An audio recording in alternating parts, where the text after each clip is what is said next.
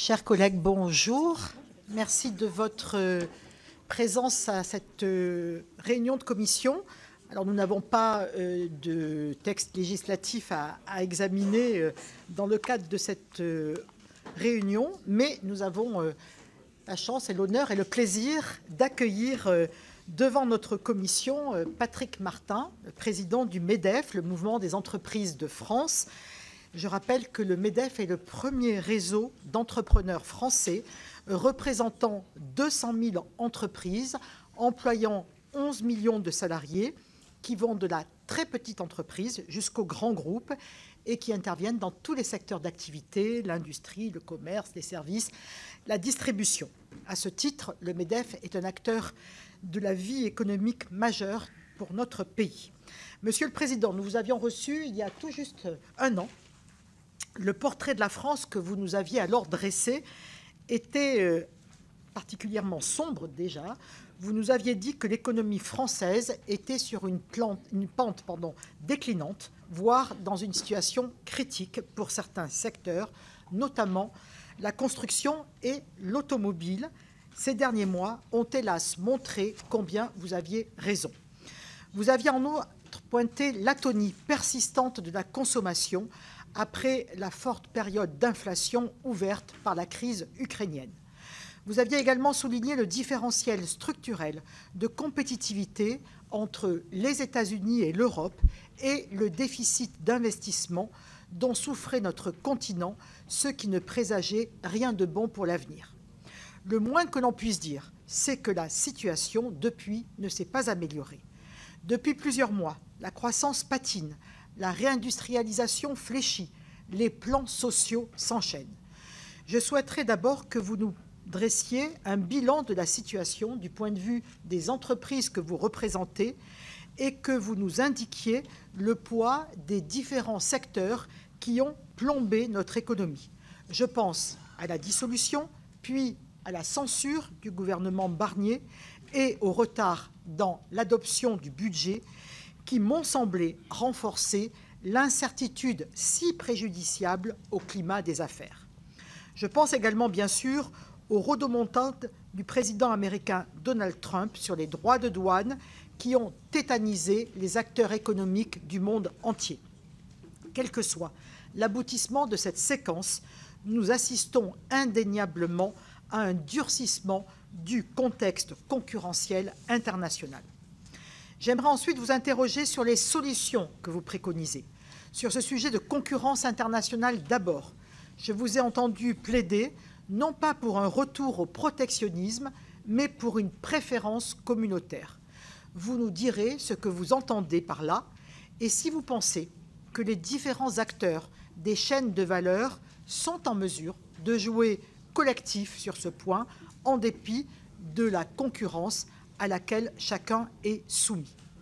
En ce qui concerne le cadre normatif, ensuite, près d'un an après sa présentation, le projet de loi de simplification de la vie économique devait enfin être adopté par le Parlement d'ici la fin de la session et la Commission européenne a fait de la simplification l'une des priorités de son nouveau mandat. Des assouplissements sont proposés, notamment sur les directives CSRD et CS3D, sur la taxe carbone aux frontières, sur les objectifs de réduction des économies de CO2 des véhicules. Ces assouplissements vont-ils, selon vous, assez loin? Le MEDEF a présenté en février dernier un projet de loi d'accélération de l'économie française, visant à simplifier les normes et les procédures administratives pour, je vous cite, enrayer le décrochage français en matière économique, projet que le ministre de l'économie Éric Lombard a qualifié d'excellent. Mais, Monsieur le Président, quel a été le retour du gouvernement depuis lors? Comment les mesures de simplification peuvent-elles prospérer? Enfin, alors que nous entamons déjà la préparation du budget 2026, qui sera, chacun le sait, un exercice douloureux, j'aimerais que vous nous exposiez vos priorités en la matière. Je pense notamment, bien sûr, à la taxe sur la contribution exceptionnelle sur les bénéfices des grandes entreprises mise en place dans le cadre de la loi de finances pour 2025, mais aussi plus globalement à la question du coût du travail et à la baisse des impôts de production, la même loi de finances a repoussé à 2030 la suppression de la cotisation sur la valeur ajoutée des entreprises, la CVAE. Vous nous direz, là aussi, ce que vous en pensez. Je précise aux membres de la commission que vous avez par ailleurs été entendus le 22 avril dernier par la commission d'enquête sur les aides publiques aux entreprises, dont le président Olivier Rietmann, qui n'est pas encore là, et le rapporteur Fabien Gay, qui est dans la salle, sont présents aujourd'hui. Voici, Monsieur le Président, les sujets que je souhaitais d'ores et déjà vous soumettre, et les membres de la commission ne manqueront pas de les compléter suite à votre intervention liminaire. Je vais vous céder bien sûr avec plaisir la parole et je rappelle que cette audition, comme l'ensemble des auditions que nous faisons, fait l'objet d'une captation vidéo et est diffusée en direct sur le site du Sénat. Monsieur le Président, je vous cède bien volontiers la parole.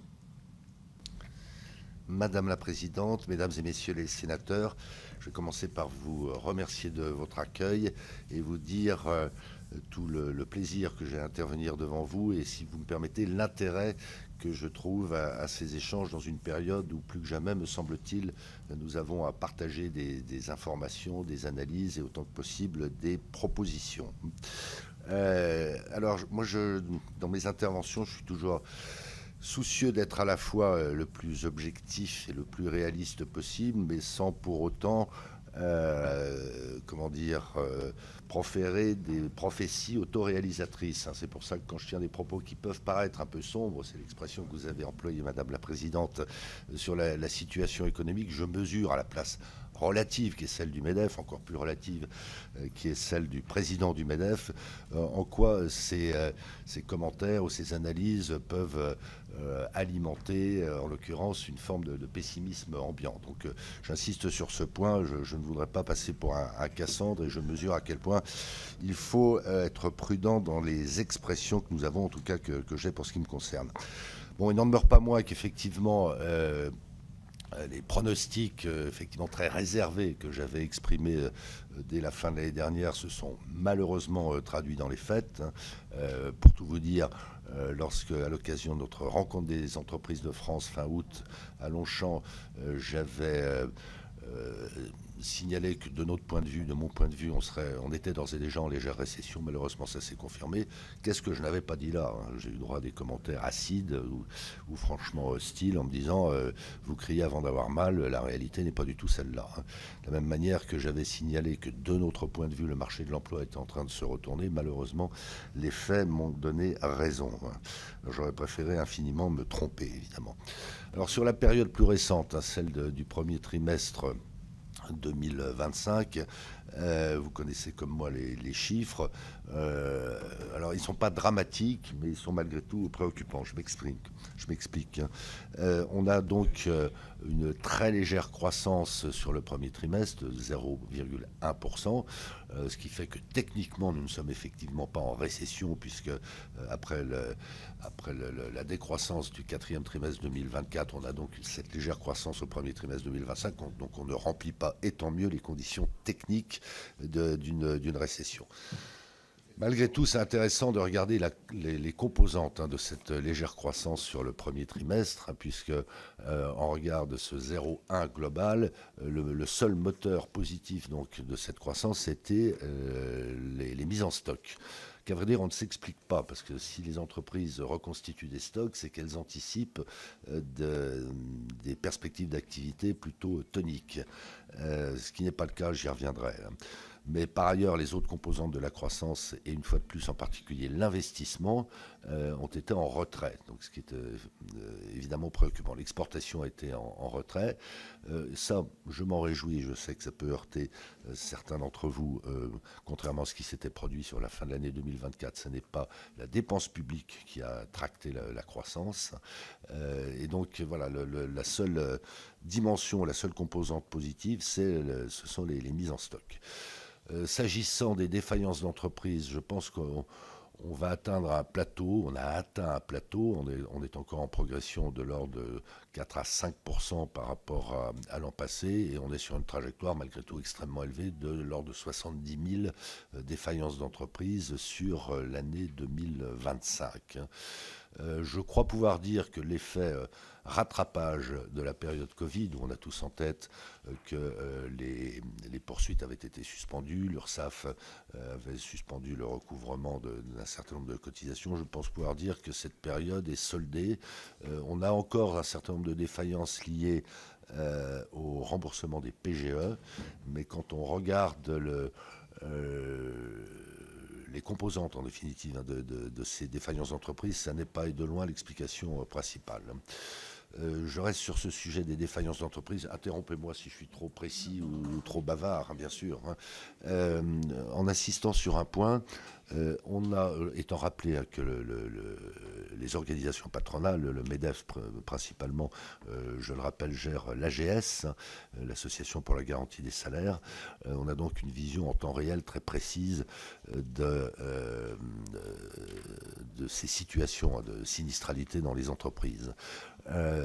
J'insiste sur un point, au fil des mois, il y a de plus en plus de secteurs qui sont impactés. Alors bien sûr, les gros bataillons hein, d'entreprises en difficulté sont dans le bâtiment, dans l'hôtellerie-restauration. On a de plus en plus d'entreprises dans le transport. Et on sait que le transport, au même titre que l'emballage ou que l'intérim d'ailleurs, est un indicateur avancé. Donc il y a près de 2000 entreprises de transport qui ont déposé le bilan sur l'année écoulée, alors des petites, des grandes.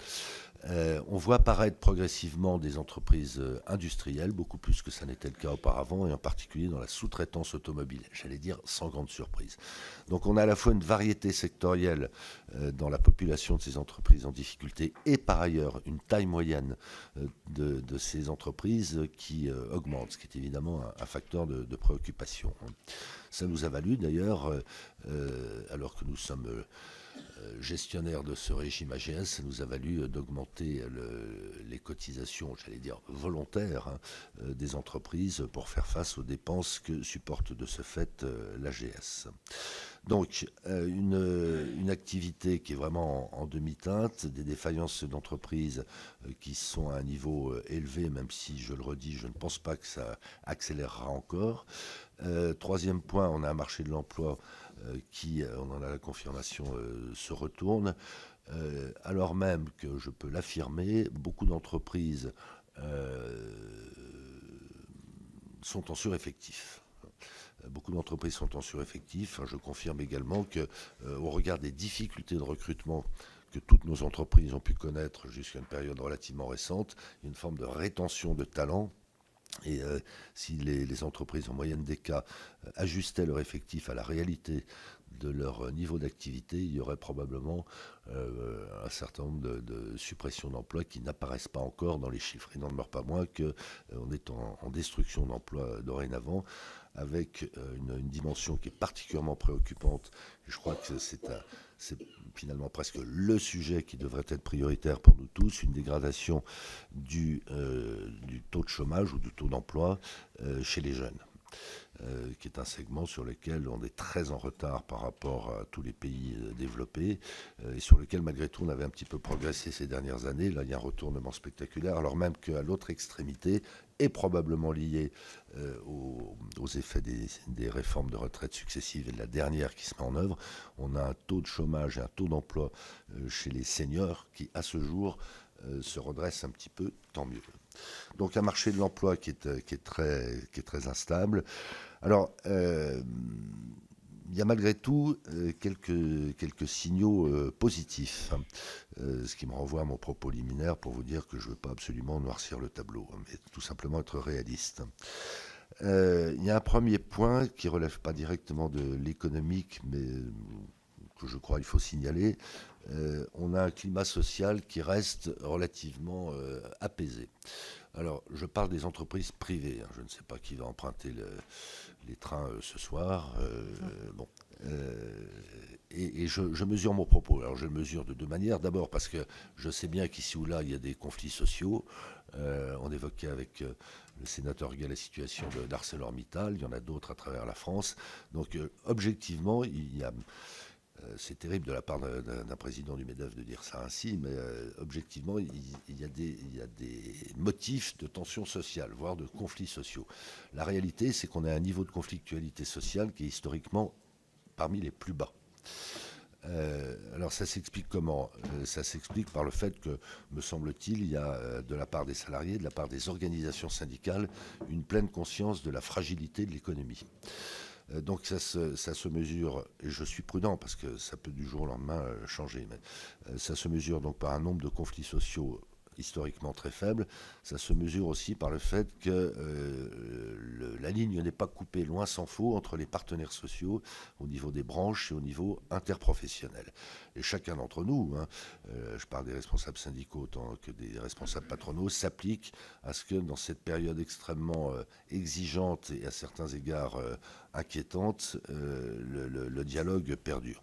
Ça nous a valu de signer encore récemment un accord national interprofessionnel sur les groupes de protection sociale, de la même manière qu'on avait signé en novembre dernier 2 accords nationaux interprofessionnels, l'un sur les seniors, l'autre sur l'assurance chômage. Et de la même manière, on avait signé, je le rappelle, entre les 2 tours des élections législatives, 2 accords nationaux interprofessionnels entre les 2 tours des élections législatives. Donc je voudrais signaler par là une forme de décalage qui existe dans la qualité de dialogue entre la sphère sociale et, me semble-t-il, et sans être évidemment péjoratif, certaines sphères politiques où, me semble-t-il, le dialogue n'est pas aussi confiant et fructueux. Donc c'est un premier point de relative réassurance, je dirais, ce climat social qui à ce jour est plutôt apaisé. Je reviendrai sur le conclave si vous le souhaitez ensuite. Enfin, le conclave, le nôtre. Le nôtre. D'ailleurs, ni sur l'un ni sur l'autre, je n'ai de scoop à délivrer. Voilà.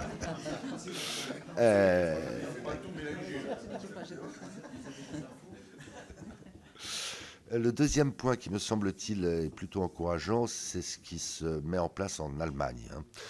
Le programme de la nouvelle coalition gouvernementale autour du chancelier Merz est, de notre point de vue, est intéressant parce que il va redonner à l'Allemagne une dynamique qui, sachant le poids qu'a l'Allemagne dans le PIB européen, immanquablement bénéficiera aux autres pays de l'Union européenne et singulièrement à la France, puisque la France est le premier client et le premier fournisseur de l'Allemagne. Donc on se réjouit très sincèrement des programmes d'investissement massifs que l'Allemagne a décidé et je dirais de l'habileté avec laquelle l'actuel gouvernement a réussi à faire passer avant son installation la réforme constitutionnelle sur le frein à la dette. Donc même si l'Allemagne à ce jour est en souffrance, il y a tout lieu de penser qu'elle va redémarrer et que ça sera bénéfique à la France. Troisième point qui est intéressant, c'est que la BCE, contrairement à ce que fait la Réserve fédérale américaine, la BCE confirme sa trajectoire de baisse des taux directeurs. Notamment dans le secteur immobilier, j'en dirai un mot si vous le souhaitez, c'est évidemment extrêmement intéressant, au-delà du fait qu'on l'a tous vu et c'est assez impressionnant, c'est assez surprenant et c'est assez inédit. On a vu que beaucoup de détenteurs de bons du trésor américains s'étaient détournés de la dette américaine, avec d'ailleurs un emballement des taux sur les T-bonds américains. Et donc ça veut dire qu'il y a de l'épargne mondiale qui revient vers l'euro et vers l'Europe, ce dont on doit évidemment se réjouir. Donc voilà un troisième facteur très structurel qui, me semble-t-il, doit nous inciter à un optimisme modéré. Le quatrième point, j'y faisais allusion à l'instant, c'est qu'on a 2 secteurs, si on peut dire, qui sont en situation de bascule positive, ou qui pourraient être en situation de bascule positive. J'évoquais le bâtiment. On sait que les mises en chantier sont tombées à un niveau dangereusement bas, sur le plan économique, mais également sur le plan social, sur le plan territorial. Tout ça est extrêmement préjudiciable. Et ça n'est pas faute, je crois que nous sommes un certain nombre ici même à l'avoir fait, ça n'est pas faute d'avoir tiré le signal d'alarme depuis plusieurs années sur la situation du bâtiment.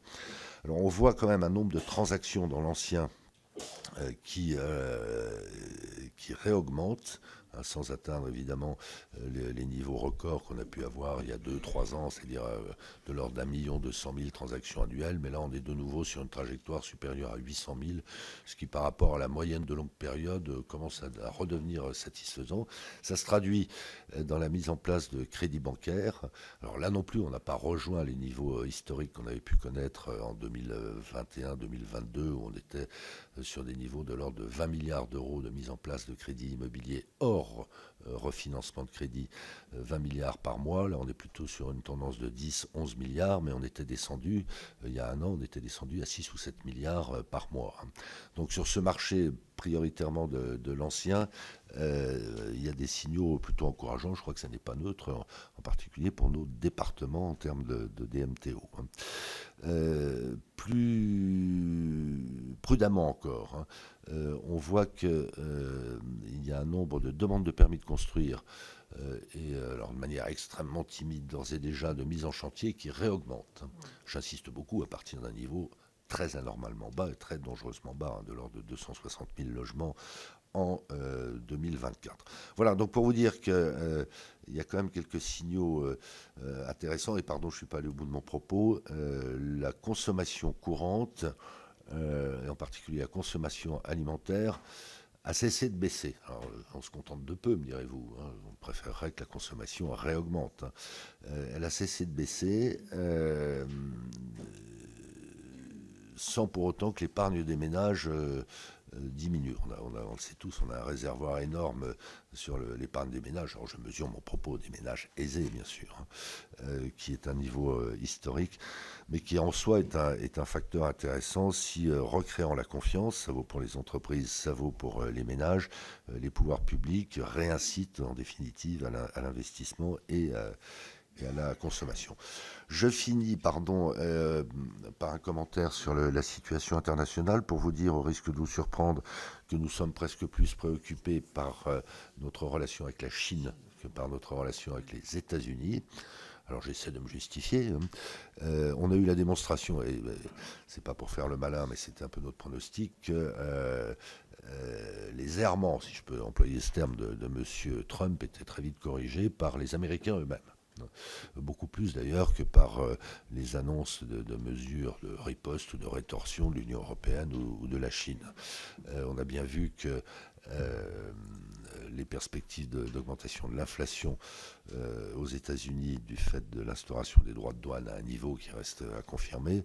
On a bien vu que le retournement des marchés boursiers aux États-Unis, avec bien sûr en toile de fond tous les détenteurs de parts de fonds de pension, tout ça était une corde de rappel d'une efficacité incroyable pour les pouvoirs publics américains. Et puis j'ai évoqué tout à l'heure l'explosion du coût de financement des bons du Trésor qui était finalement le signal le plus radical en quelque sorte pour ramener jusque-là Donald Trump à la raison.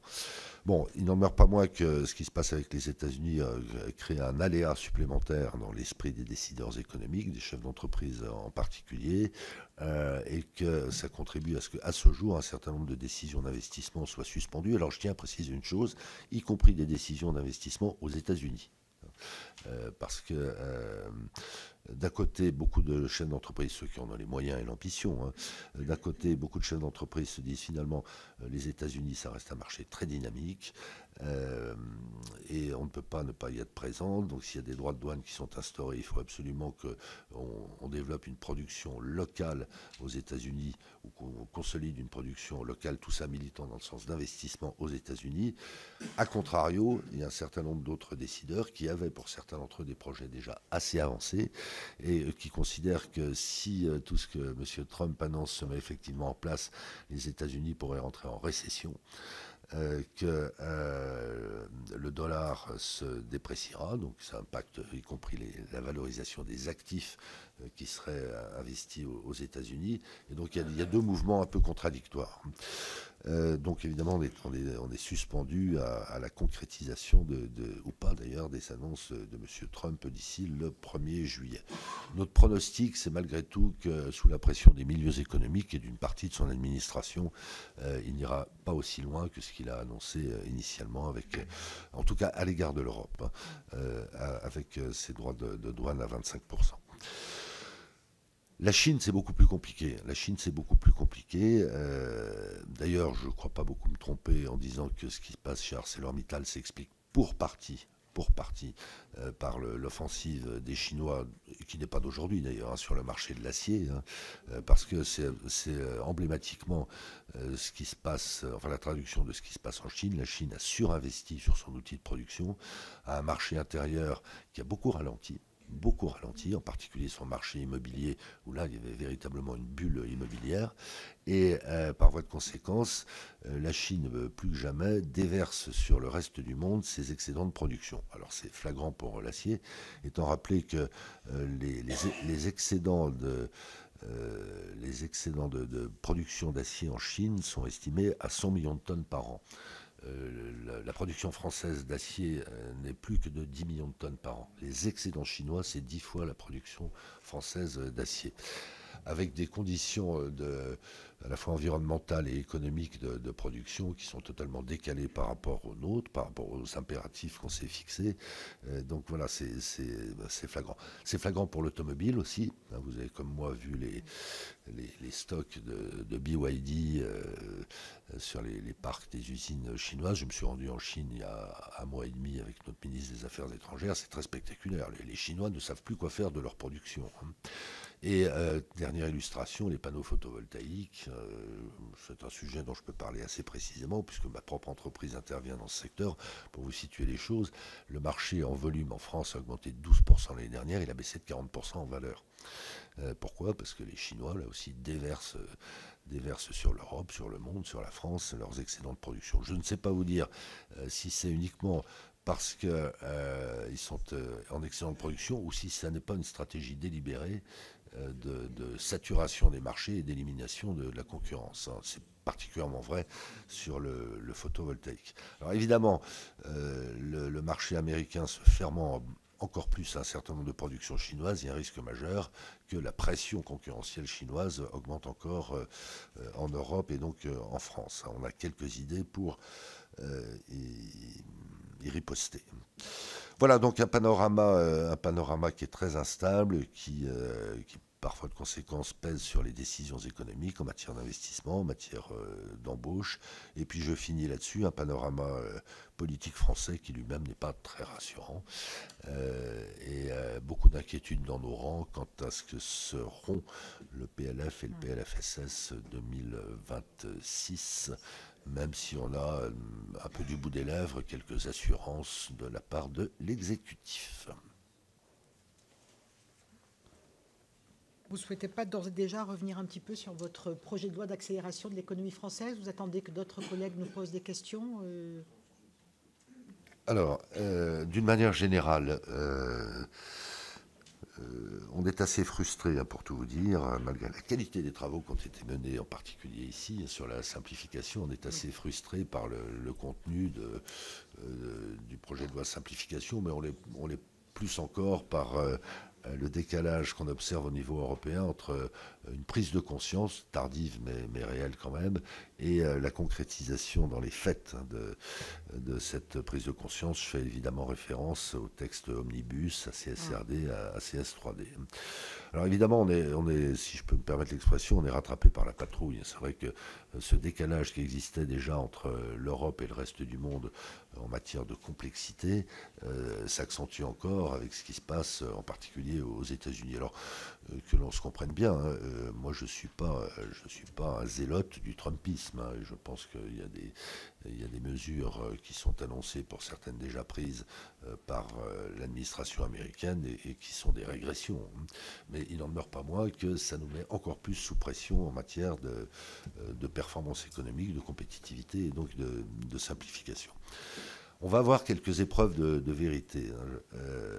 D'abord au regard de ce durcissement massif, brutal et très rapide de la compétition internationale, mais également au regard d'un certain nombre de situations. Je m'explique.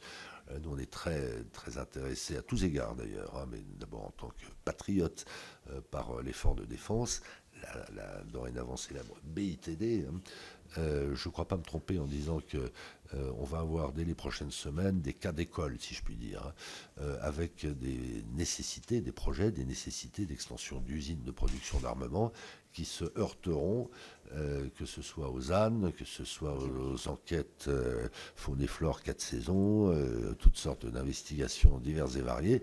Et donc on va devoir, je ne me réjouis pas de ça, mais je sais que ça va advenir. On va avoir à gérer nos propres contradictions. Oui. Veut-on effectivement un effort d'armement, et je pense, je me permets de le dire, qu'il est impératif, s'en donne-t-on les moyens? Voilà.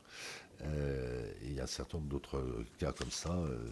Donc nous, effectivement, on a émis quelques propositions pour en particulier accélérer l'instruction d'un certain nombre de dossiers, conférer plus de pouvoirs décisionnaires, en particulier aux préfets, décisionnaires et de coordination. Là aussi, je peux vous parler d'expérience de ce que j'ai vécu pour ma propre entreprise. Dans bien des cas, quand les préfets, parfois en allant un peu au-delà de ce que la loi les autorise à faire, prennent les choses en main, bien souvent, ça va beaucoup plus vite. Et puis on va avoir d'autres dossiers emblématiques. Je ne dis pas ça par provocation, mais là aussi, il me semble que c'est l'épreuve de vérité. Va-t-on ou pas mettre en œuvre la mine de lithium d'Iméris à Échassières dans l'Allier? Va-t-on ou pas débloquer l'autoroute A69? Va-t-on... Je dis que c'est... voilà, j'ai pris le soin de dire, ça n'est pas par provocation que j'ai dit ça, mais ça ne m'enlève pas... enfin, ça n'enlève rien à ma conviction qu'à un moment donné, il va falloir qu'on gère nos contradictions. Voilà. La ligne 400 000 volts pour alimenter Fos et l'étang de Berre, je pense que c'est aussi un dossier emblématique. Je ne sais pas dire s'il y aura effectivement 15 milliards d'euros d'investissement et 10 000 emplois créés sur cette zone de l'étang de Berre. C'est probablement un peu optimiste de se caler sur ces chiffres. Mais il y a au moins une chose qui est certaine, c'est que si cette ligne 400 000 volts n'est pas installée, il n'y aura pas de création d'emplois, il n'y aura pas d'investissement. Voilà. Donc, je ne prétends pas détenir la vérité, je dis simplement qu'à un moment donné, il y a un impératif de cohérence. Merci beaucoup, Monsieur le Président, pour ces propos plus que liminaires. Et nous allons donc commencer la série des questions par l'ensemble de nos commissaires. Donc, je commence par Jean-Claude Tissot. Merci, Madame la Présidente. Merci, Monsieur le Président, pour votre présence devant notre commission. Je vous ai écouté. Alors vous parliez de provocation, mais peut-être c'était déjà ça. Il y a une quinzaine de jours à la radio, et vous avez évoqué quelque chose qui m'a interpellé. C'était sur France Info le 15 avril. Vous avez exposé votre idée selon laquelle, pour redresser les finances publiques, il faudrait tailler dans les dépenses de santé. En gros, mieux maîtriser les dépenses de l'assurance maladie. Et vous avez réitéré, alors je suis moins sûr de moi, mais je pense que c'est ça aussi, sur RTL, pour aussi rééquilibrer les finances, il faudrait baisser le niveau des prestations sociales. Alors je vous ai écouté attentivement et je suis désolé de ressortir seulement une phrase. Et vous avez dit, je vous cite, à un moment donné, vous avez dit, à un moment donné, il n'y a plus d'argent, il faut responsabiliser. Est-ce que selon vous, ce principe de responsabilisation tel que vous le concevez, il doit peser, on est tous d'accord, oui, il doit peser uniquement sur les ménages dans leur quête de soins, ou bien on pourrait extrapoler et se dire finalement qu'il doit aussi peser sur tous les acteurs économiques du pays. Autrement dit, pourquoi est-ce que l'effort des grandes entreprises serait moins entendable dans ce contexte de finances publiques contraintes? Pourquoi est-ce que il n'est pas question, selon vos mots, de taxer les grandes entreprises, de revoir le CIR? Les efforts, c'est pour les autres, c'est une question que je vous pose. Et puis une deuxième question qui est plus d'actualité, sur le 1er mai. On a beaucoup entendu parler ces derniers jours des appels à libéraliser le travail et à laisser le plus de liberté aux entrepreneurs et dirigeants d'entreprise. Je devine votre position, je ne vous ai pas entendu à ce sujet-là précisément, mais est-ce que vous entendez l'argument selon lequel le 1er mai doit demeurer le jour des travailleurs, des salariés? C'est une question. 162 autres pays dans le monde ont fait du 1er mai un jour férié, c'est donc loin d'être une exception française. Et j'anticipe déjà peut-être votre réponse, je ne sais pas. Si certains salariés seraient d'accord pour travailler le 1er mai, bien sûr, le payer double, on récupère. C'est parce qu'il y a des conditions de rémunération avantageuses, bien sûr, ce qui témoigne d'un choix contraint, qu'on ne peut, à mon avis, pas appeler un choix, mais plutôt une obligation. Merci. Très bien, merci. Laurent Duplon, ça va rééquilibrer. Oui. Merci, Madame la Présidente, de cette remarque. Monsieur le Président, le Premier ministre, lors de son discours de politique générale, a indiqué, et je suis d'ailleurs étonné que vous n'en ayez pas parlé, puisque ça touche aussi les entreprises françaises comme tous ceux qui font quelque chose dans notre pays, a parlé du poids des normes. Il a parlé du poids des normes à travers des exemples précis en disant, dans son discours de politique générale, donc qui est public, qui est écrit, le coût des normes, de l'implication des normes sur les pays européens est en moyenne de 0,5% du PIB. Il a donné 4 exemples. L'Espagne, à 0,5% du PIB, l'Italie, à 0,8% du PIB, l'Allemagne, à 0,17% du PIB, et la France, à 4% du PIB. Alors, en bon paysan, je me suis amusé à faire un calcul assez simple. Le PIB, je crois qu'il est à peu près de 3 000 milliards en France. 4% du PIB, ça fait, je crois, 120 milliards d'euros. 0,17% du PIB, si nous étions au même niveau que les Allemands en termes d'intérêt à l'utilisation des normes. Je ne crois pas que les Allemands disparaissent plus vite de la planète que les Français parce qu'on mettrait moins d'argent sur leurs normes. Je ne crois pas que le système allemand soit moins protecteur que le système français. Si on appliquait ce 0,17% à 3 000 milliards, ça ferait 5 milliards. Comment expliquer déjà dans un premier temps, Monsieur le Président, que la France se charge de 22 fois plus de coûts que l'Allemagne? Et quand on cherche à faire 40 milliards d'économies, est-ce que sur 115 milliards de différence entre l'Allemagne et la France, on ne peut pas trouver le moyen de lâcher la grappe à tous ceux qui essayent de faire quelque chose, à tous ceux qui sont prêts à investir, à tous ceux qui sont capables de travailler comme moi le 1er mai pendant quasiment 22 heures, et qui peuvent véritablement faire progresser un élément que tout le monde oublie. C'est qu'avant, comme disait Pompidou, de partager et d'être solidaire, il faut commencer par créer de la valeur ajoutée, donc travailler et produire. Une fois qu'on a la réserve de ce que nous avons créé et produit, on peut se poser la question de le partager, mais pas avant. Merci, Monsieur le Président. Merci Laurent. Le balancier repart de l'autre côté avec Fabien Gay.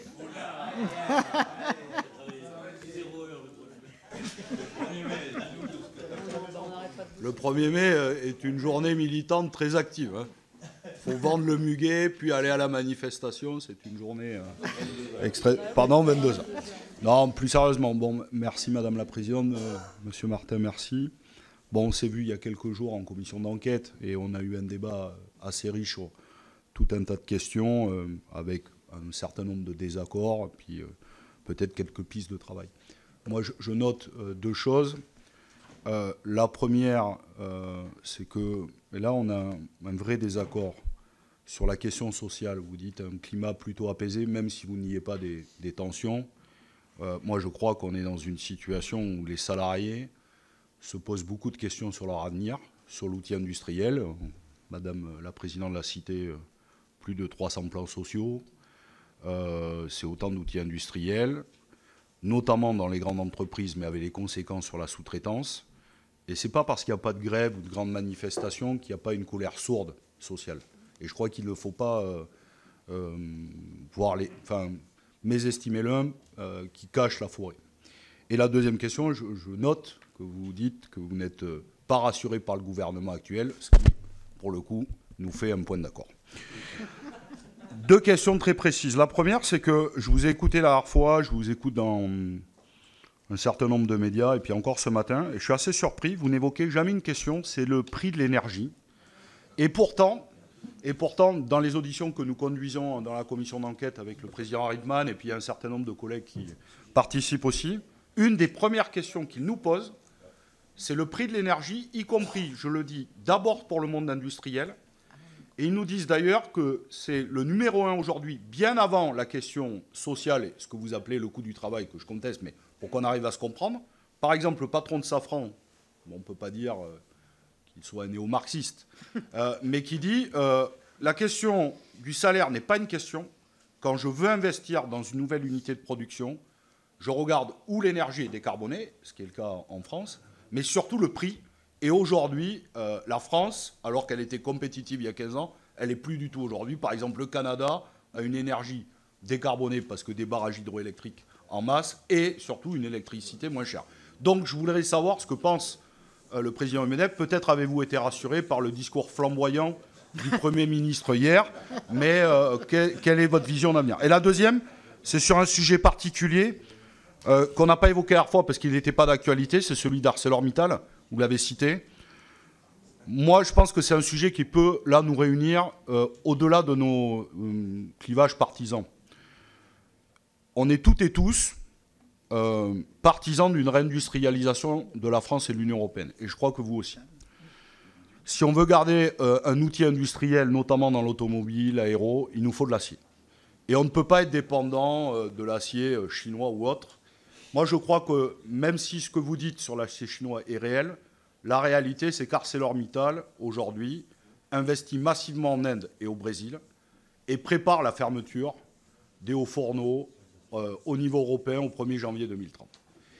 ArcelorMittal, c'est 17 milliards de fonds propres, un endettement de 5% contre 15% pour ses concurrents. C'est 295 millions d'argent public donné chaque année, contrairement à ce que dit Marc Ferracci, sans contrepartie. La seule question, c'est l'investissement pour décarboner les hauts fourneaux. C'est 1,850 milliard, dont 850 millions de l'ADEME. Ça, c'est vrai. L'argent public n'est pas débloqué tant que le premier euro ne sera pas débloqué. Moi, je pense que Mittal nous balade. Quand il a fait une OPA, il y a 12 ans, il y avait 22 hauts fourneaux en Europe, il n'y en a plus qu'11 aujourd'hui. Il est en train d'investir lourdement en Inde. L'actionnaire, on sait qui c'est. Et il fait fuir aujourd'hui la matière grise avec 636 emplois supprimés. Et je pense qu'il prépare dans 3 ans la fermeture des hauts fourneaux. Donc là, est-ce qu'on laisse faire ou pas? Et est-ce qu'on prend une décision comme les Britanniques, dont on ne peut pas dire non plus que ce soit des néo-marxistes, qui ont décidé, eux, de nationaliser, parce qu'il n'y aura pas de réindustrialisation du pays sans avoir de l'acier. Et donc je pense qu'y compris là, le MEDEF devrait prendre une décision importante et parler fort sur cette question. Et bon, qu'est-ce que vous en pensez de cette question? Voilà, je vous remercie en tout cas. Voilà, Monsieur le Président, vous allez pouvoir répondre à ces 3 séries de questions qui sont très riches. J'informe nos commissaires que nous auditionnerons ArcelorMittal le 28 mai. Voilà. Bien, je vais commencer par la fin, si je puis dire, en répondant au sénateur Gay. J'ai probablement pas été suffisamment clair tout à l'heure en disant qu'il y avait un facteur relativement positif à travers un climat social apaisé. Je n'ai pas dit pour autant que c'était la concorde absolue. Et je mesure parfaitement que une des raisons, probablement pas la seule quand même, une des raisons de ce climat social relativement apaisé à ce jour, c'est effectivement une forme de crainte de la part des salariés, mais des organisations syndicales aussi. J'ai pris le soin de préciser que nous partagions au moins une chose, et probablement d'autres, c'est-à-dire le même diagnostic sur la fragilité de cette situation économique et par voie de conséquence sociale et territoriale. J'insiste sur cette dimension.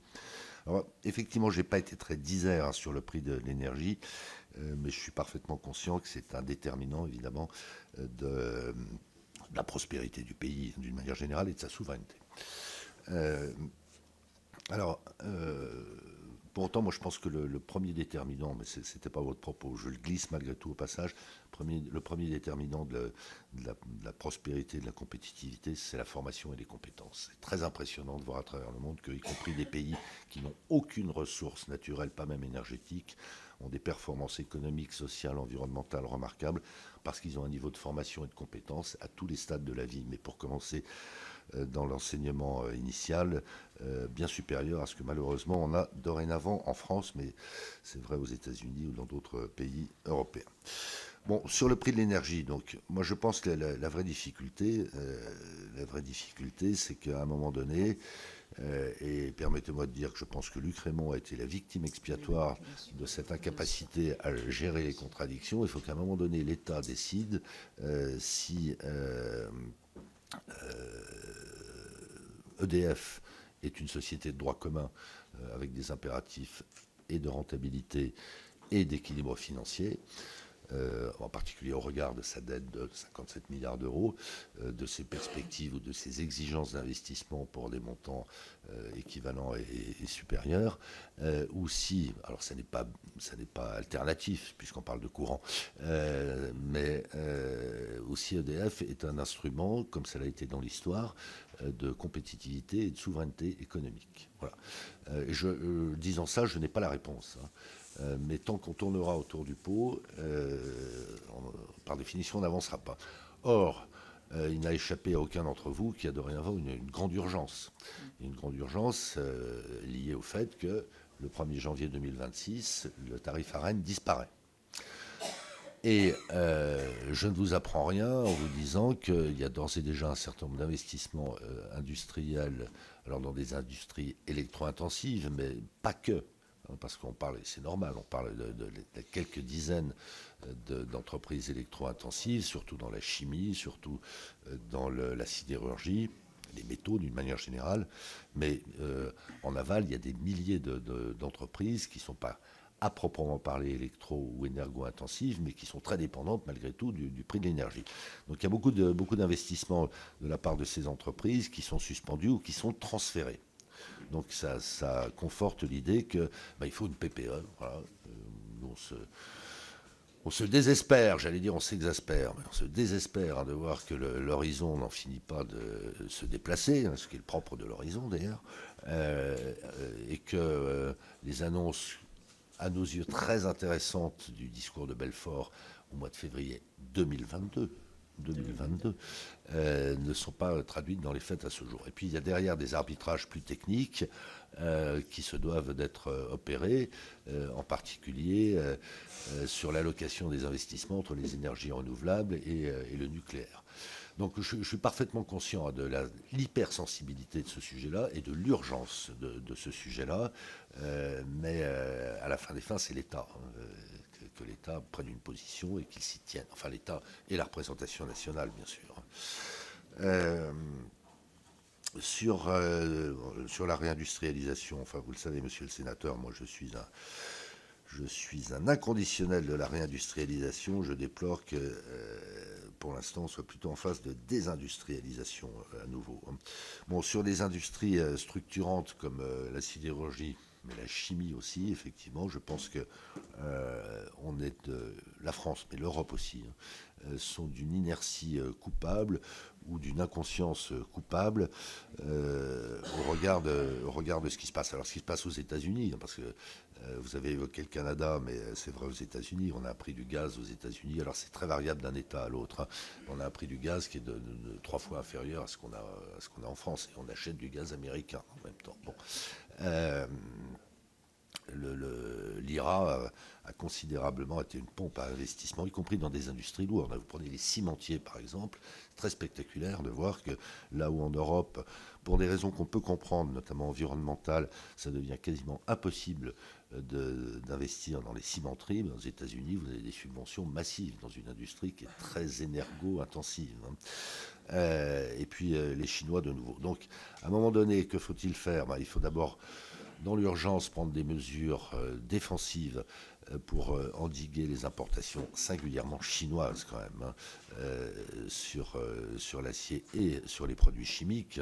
Vous ne l'avez pas évoqué, mais je sais que c'est dans votre esprit. Il y a le cas de Vancorex qui est très emblématique aussi. C'est quand même assez incroyable que le même concurrent chinois qui a mis Vancorex au tapis rachète Vancorex derrière pour en faire quoi, je n'en sais trop rien. Alors, je ne veux pas trop développer là-dessus. L'intérêt stratégique de Vancorex n'est peut-être pas aussi important qu'on a pu le croire à un moment donné, mais enfin c'est très emblématique de ce qu'on ne sait pas faire en France et en Europe pour se protéger. Et puis après, il faut qu'on gagne en compétitivité d'une manière générale. Je développerai si vous le souhaitez, mais enfin je partage. On peut pas dire par exemple qu'on doit mener cet effort de défense, cet effort d'armement si on n'a pas de sidérurgie, si on n'a pas de chimie. Si à un moment donné, il faut acheter des aciers, y compris des aciers spéciaux, à des ennemis, à un moment donné, y compris au sens militaire du terme, c'est absurde. S'agissant de la simplification, alors je n'ai pas été là non plus très disert, parce que j'ai eu dans cette maison l'occasion de m'exprimer à plusieurs reprises devant la délégation aux entreprises, et tout à fait dans le sens que vous avez indiqué. Hein. Je partage tout à fait les chiffres que vous avez rappelés, monsieur le sénateur. Il y a notamment un chiffre de l'OCDE qui fait autorité et qui chiffre à minima 2% du PIB le surcoût de la surréglementation française. Alors je glisse au passage qu'on a encore ces dernières heures des exemples de surtransposition de normes européennes en droit français, donc c'est absolument extraordinaire. Il y a là aussi un décalage entre les déclarations d'intention et les actes qui est assez choquant, surtout dans la situation critique que nous traversons. Je voudrais ajouter que on a quand même encore des différentiels de compétitivité en dehors du sujet de la réglementation à proprement parler. De compétitivité, ça m'amènera à la première question, donc à la troisième réponse, sur les prélèvements obligatoires. Alors, parce que la surréglementation, c'est un enjeu de compétitivité indirecte, mais les charges sociales et la fiscalité, c'est un enjeu de compétitivité directe.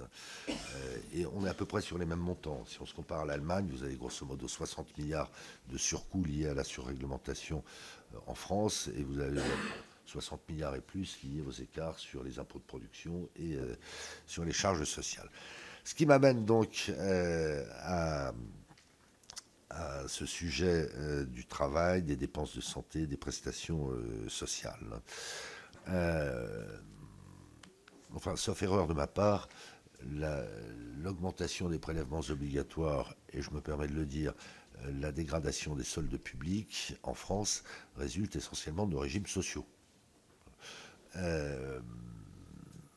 Donc, quand on était à 18% du PIB en dépenses sociales en 1974 et qu'on est maintenant à 32%, il y a des facteurs structurels, notamment démographiques, qui peuvent l'expliquer. Est-ce que l'efficience de nos régimes sociaux s'est améliorée depuis? Je ne crois pas. D'ailleurs, l'efficience d'une manière générale de l'action publique s'est-elle améliorée? Je ne crois pas. Est-il normal que la France soit, de ce point de vue, une fois de plus, très au-delà de ce qu'on observe dans des pays voisins qui ont des régimes comparables? Moi, je ne me l'explique pas. Et de toute façon, hormis les retraites complémentaires gérées par les partenaires sociaux, on n'a plus un régime social équilibré, et a fortiori excédentaire. L'UNEDIC, dont on espérait qu'elle devienne excédentaire, ne l'est plus. Je signale que l'UNEDIC emprunte au jour le jour dans des conditions très coûteuses sur les marchés, parce que le marché de l'emploi a commencé à se retourner, et par ailleurs parce que l'État a systématiquement écrêté les excédents de l'UNEDIC. Je rappelle qu'il y a 12 milliards d'excédents supposés de l'UNEDIC qui sont et qui seront prélevés par l'État sur les années 2024-2028. Donc il y a à part s'il y a accident du travail et maladie professionnelle, au passage également géré par les partenaires sociaux. Donc à un moment donné, soit on prend le risque énorme, et qui n'a rien de théorique, d'une crise sur la dette publique française, je pense qu'on n'en est pas très loin, soit en laissant donc filer les déficits, soit on augmente la pression fiscale et sociale pour rééquilibrer ces régimes sociaux. Moi, je suis désolé, je ne vous surprends pas, je le sais. On ne peut pas dire, constater d'ailleurs, c'est pas dire, constater d'un côté que la France est un des pays au monde où les prélèvements obligatoires sont les plus élevés. On regarde qu'on a une performance à la fois en termes de dynamique économique et sur le plan social, je pense en particulier au taux d'emploi et au taux de chômage, qui ne sont vraiment pas parmi les meilleurs du monde, et se dire la solution c'est d'augmenter encore les prélèvements obligatoires. Donc c'est désagréable, ça peut être douloureux, mais à un moment donné, je crois qu'on n'a pas d'autre solution que de réviser nos politiques sociales, alors à la fois le niveau d'un certain nombre de ces politiques et le financement de ces politiques.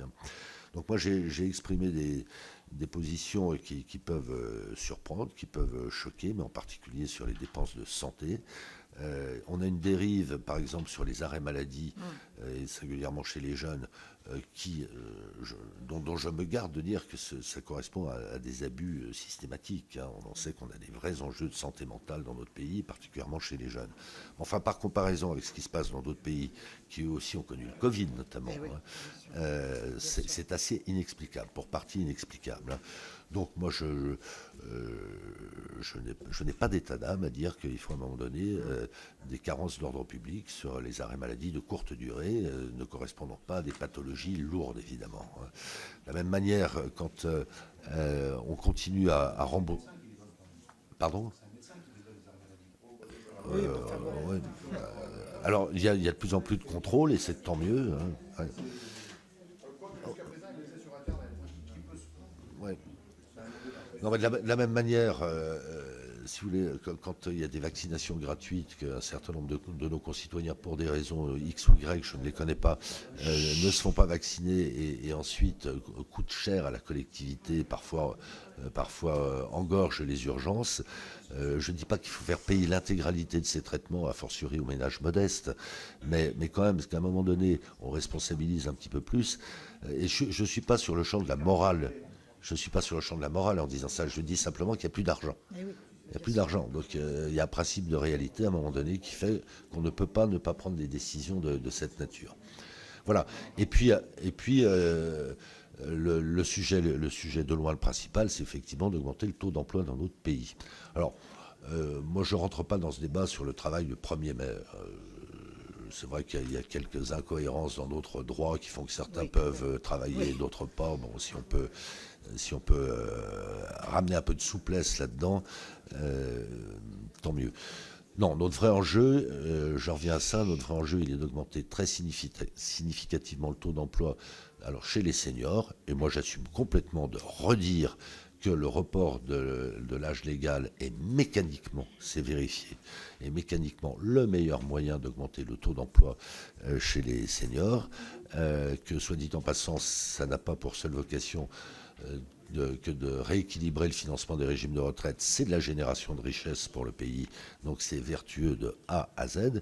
Et puis, je l'ai évoqué tout à l'heure, il y a l'emploi, le taux d'emploi des juniors, et là, je me permets de dire que collectivement, en tout cas, les entreprises ne sont pas encore au rendez-vous pour faire tout ce qu'il faut faire pour mieux orienter, mieux former, mieux accompagner les jeunes, de sorte qu'on rejoigne un taux d'emploi des moins de 24 ans dans la moyenne européenne, et là on réglerait beaucoup de problèmes. Donc pardon d'être un peu virulent sur ce sujet-là, je pense qu'on n'est pas allé au bout du sujet de la réforme des lycées professionnels, qui est un très beau sujet. Je pense qu'on ne peut pas ne pas prendre en main la réforme du premier cycle universitaire, parce qu'on a un gâchis, c'est à peu près un copier-coller du lycée professionnel. On a un gâchis humain pour commencer, mais un gâchis économique, financier absolument scandaleux, et on n'en a plus les moyens. Donc voilà, il y a des pistes très intéressantes pour travailler plus dans ce pays, sans que ça tourne ni de près ni de loin au bagne. Merci, Monsieur le Président. Alors, on continue notre série de questions avec Henri Cabanel. Henri. Oui, merci Madame la Présidente, merci Monsieur le Président. La souveraineté industrielle est dans la bouche de tous les politiques, quelles que soient leurs convictions. Vous-même, vous en avez parlé. Seulement, depuis les années 70, nous constatons donc un déclin de la part de l'industrie dans notre PIB. Aujourd'hui, en France, elle ne représente que 11%, alors que la Chine représente 37%, le Japon 28%, les États-Unis 20%, et les Allemands, que vous citez souvent en exemple, 26%. Nous avons abandonné des pans entiers de notre souveraineté avec des prises de contrôle d'entreprises stratégiques françaises par des investisseurs étrangers, et pour n'en citer qu'une, dont on a évoqué ce matin, Arcelor. Partagez-vous le fait que, malgré le plan France 2030, qui à mon avis n'est pas assez ambitieux par rapport à notre retard, il serait temps de faire de la planification industrielle un véritable outil de la politique économique française? Vous allez me dire comment le financer, peut-être avec un grand emprunt national, et ou en mobilisant donc l'épargne significative des Français. Ensuite, Daniel Fargeot. Daniel. Merci Madame la Présidente. Monsieur le Président, récemment, vous êtes exprimé sur un certain nombre de sujets, sur la suppression des 10% d'abattement pour frais professionnels pour les retraités, sur les régimes de retraite, la TVA, et ce, en alertant et en secouant très utilement l'opinion publique. Dans le même temps, vous soulignez également combien la prise de risque est fondatrice pour les entreprises. Aussi, je voulais savoir quelle était votre opinion sur l'idée d'un référendum sur les choix budgétaires de l'État et les économies à réaliser. Quel message cela envoie-t-il aux entreprises? Selon vous, est-ce un signal encourageant ou un aveu d'impuissance? Je pense que la réponse est dans la question d'ailleurs. Que pensez-vous de cette prise de risque? Car c'est une prise de risque. Et avez-vous connaissance de démarches similaires au sein d'entreprises? Merci Daniel. Un autre Daniel, Daniel Salmon. Merci Madame la Présidente. Merci Monsieur le Président.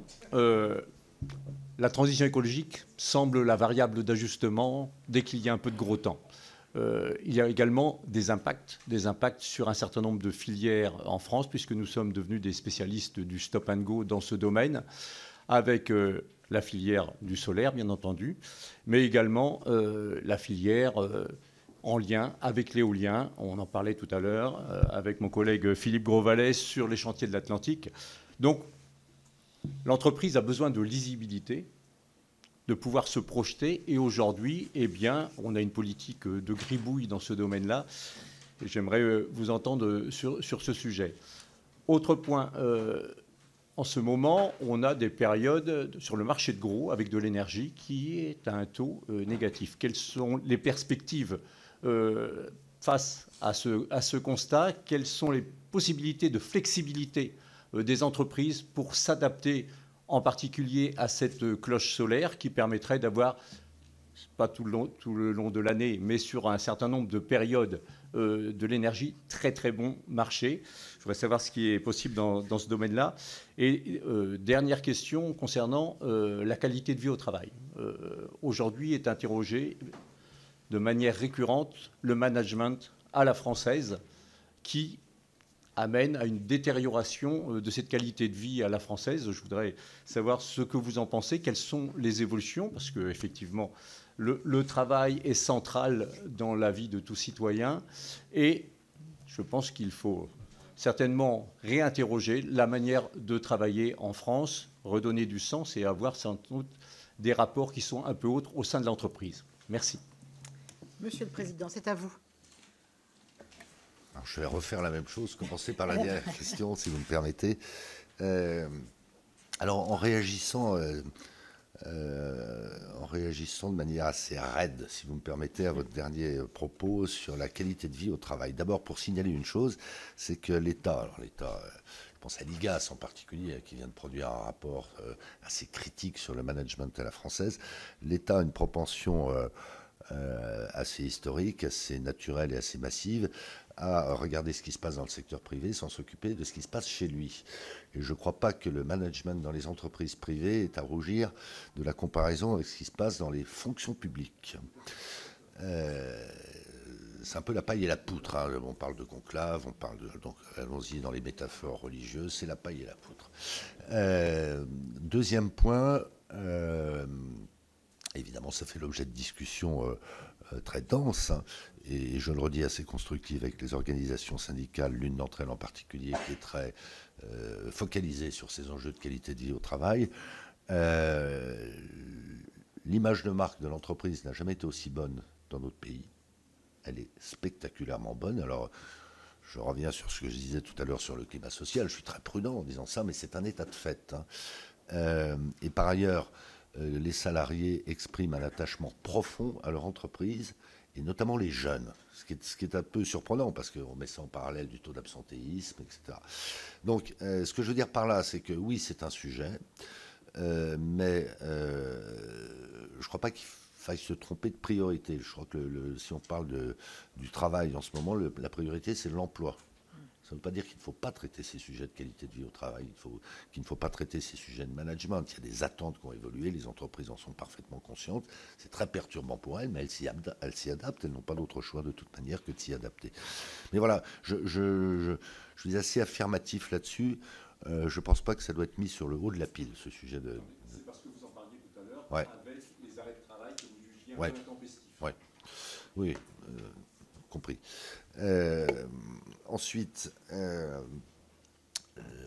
les enjeux environnementaux.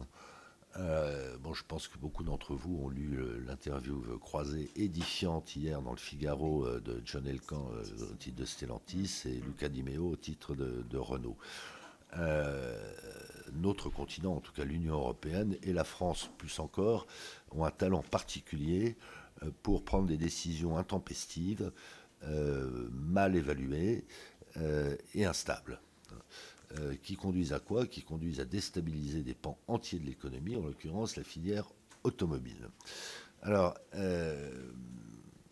que se passe-t-il? Il se passe que le scénario sur lequel l'Union européenne s'était fixée pour notamment interdire le moteur thermique en 2035, ce scénario ne se confirme absolument pas dans les faits.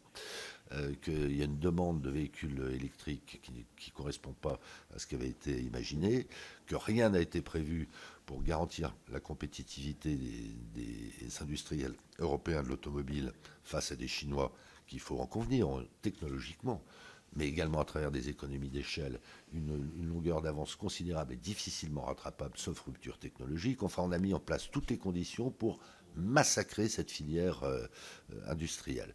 Ce que je veux dire par là, c'est que autant le MEDEF est convaincu que la transition ou la révolution d'ailleurs environnementale crée des opportunités incroyables, et d'ailleurs on doit se réjouir évidemment d'avoir des champions français en la matière, des champions mondiaux, autant vouloir être, comment dire, la lumière du monde sur des sujets où l'Europe et la France n'ont pas à rougir de leur performance, au risque de déstabiliser l'emploi, de déstabiliser les territoires, de déstabiliser des secteurs économiques entiers, je pense que c'est une grave erreur et qu'on est en train de la payer très lourdement. Très lourdement. Donc, qu'est-ce qui se passe actuellement? Une des raisons pour lesquelles on tergiverse sur notre stratégie énergétique, c'est que on ne sait même pas si on a besoin d'un EPR de plus à ce jour. Et quand on regarde, on voit les dizaines de milliards d'euros d'investissement que ça induit de lancer de nouveaux EPR ou de mettre en place des capacités de production éoliennes, offshore ou onshore, c'est quand même très perturbant. Donc dans toutes ces matières, je pense que d'abord il y a lieu de se concerter beaucoup plus en amont et par ailleurs d'être beaucoup plus pragmatique que dogmatique. Voilà ce que je crois pouvoir dire sur ces sujets-là. Bon, sur les propositions que j'ai pu exprimer au nom du MEDEF, bien sûr, sur les retraites, sur le financement de la protection sociale, je reviens sur ce que je disais tout à l'heure. Je ne pense pas que ça doive passer par un référendum, parce que ça dépasse ma condition. Mais j'ai l'impression que bien souvent, quand on pose une question dans le cadre d'un référendum, les gens répondent à une autre question. Et que ce sont des matières, alors évidemment, qui intéressent chacun de nos concitoyens. Ça pourrait justifier qu'on passe par un référendum, mais qui en même temps sont d'une technicité telle, c'est pas, je veux surtout pas dire que nos concitoyens ne peuvent pas comprendre ça, mais il y a tellement d'interférences. Je voudrais juste illustrer mon propos en vous disant que dans le cadre du conclave, le premier conclave, où vous le savez, il y a un animateur qui a été désigné par le gouvernement, la personne de Jean-Jacques Marette, qui est un des meilleurs experts français du système de retraite, à la dernière réunion qui s'est tenue jeudi dernier. Le même Jean-Jacques Marette a fini par dire que lui-même ne comprenait pas la complexité des tuyauteries du financement des retraites en France. C'est le meilleur expert français des retraites. Donc voilà, c'est juste pour dire que si on livre ce sujet aux électeurs, en définitive, compte tenu de sa complexité, je ne suis pas sûr que ce soit accessible à tout le monde. Et à nouveau, ça n'a rien d'injurieux pour qui que ce soit. Bon, il n'en meurt pas moins que là aussi, on est complètement... on est au bord du collapse sur le financement de nos régimes sociaux. Premier temps de la manœuvre, il faut, je le redis, il faut baisser la dépense sociale. Alors on sait que ça recouvre différents sujets. J'insiste sur un point. L'idée revient qu'il faudrait de nouveau réformer l'assurance chômage. Je pense qu'il faut effectivement de nouveau réformer l'assurance chômage. J'attire simplement votre attention où je rappelle que l'assurance chômage, c'est 1,5% du PIB. Les retraites, c'est 14% du PIB. Les dépenses de santé, qui sont celles qui dérivent le plus, ça ne va pas tarder à être 14% du PIB aussi. Donc si on doit allouer les efforts, je pense qu'il vaut mieux le faire sur les retraites et les dépenses de santé.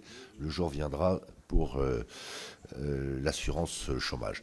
Et enfin, une fois que cet effort de réduction des dépenses sociales est engagé, s'interroger sur le financement de la protection sociale, qui pèse beaucoup trop sur le travail. C'est 54% du financement de la protection sociale qui repose sur le travail. Alors quand je dis le travail, c'est les entreprises et les salariés. Mais c'est beaucoup les entreprises. On a tous en tête que dorénavant, les salariés ne payent plus de cotisations que sur les retraites. Ils ne payent plus de cotisations chômage, ils ne payent pas de cotisations AT-MP, etc., etc. Donc, moi, je persiste et signe, et je sais que la situation politique du pays ne se prête probablement pas à ce type d'arbitrage. Je pense qu'il faut que l'on bascule significativement une partie du financement de cette protection sociale vers la fiscalité, idéalement vers la TVA, qu'on appellerait sociale ou pas, hein, et que dans cette affaire, il y a trois gagnants d'une certaine manière. Les entreprises, parce qu'on a un impératif de compétitivité, je ne reviens pas à ce qui a été évoqué tout à l'heure, de différentiel par rapport à nos concurrents directs. Les salariés eux-mêmes, je ne pense pas que ce soit le lieu de rentrer dans le détail, mais je disais à l'instant que les salariés ne payaient plus beaucoup de cotisations sociales. Donc il faudrait qu'on trouve là aussi des tuyauteries pour que, en salaire net, avec ce transfert partiel du financement de la protection vers la fiscalité, les salariés eux-mêmes s'y retrouvent. Et ce qui n'est pas tellement dans le débat public, donc c'est l'occasion pour moi de l'y inscrire, que l'État lui-même s'y retrouve. Je m'explique. Par définition, si les entreprises améliorent leurs résultats parce qu'une partie du financement de la protection sociale a été transférée vers la fiscalité, il y aura un retour d'IS. Premier point. Et ensuite, dans le cadre de discussions à engager, que ce soit également l'occasion de revenir sur certains allègements de charges, pourquoi pas. Voilà. Donc si les entreprises en termes de compétitivité, les salariés en termes de salaire net, l'État lui-même à travers du retour d'IS et peut-être une réduction des allègements de charges, si chacune de ces trois parties prenantes s'y retrouve, on aura d'un côté évolué vers un modèle économiquement plus performant, c'est avéré à travers le monde, et deuxièmement vers une meilleure répartition de la valeur ajoutée. Donc tout ça me paraît intéressant. Merci beaucoup, Monsieur le Président. Peut-être sur la question d'Henri Cabanel, sur la planification.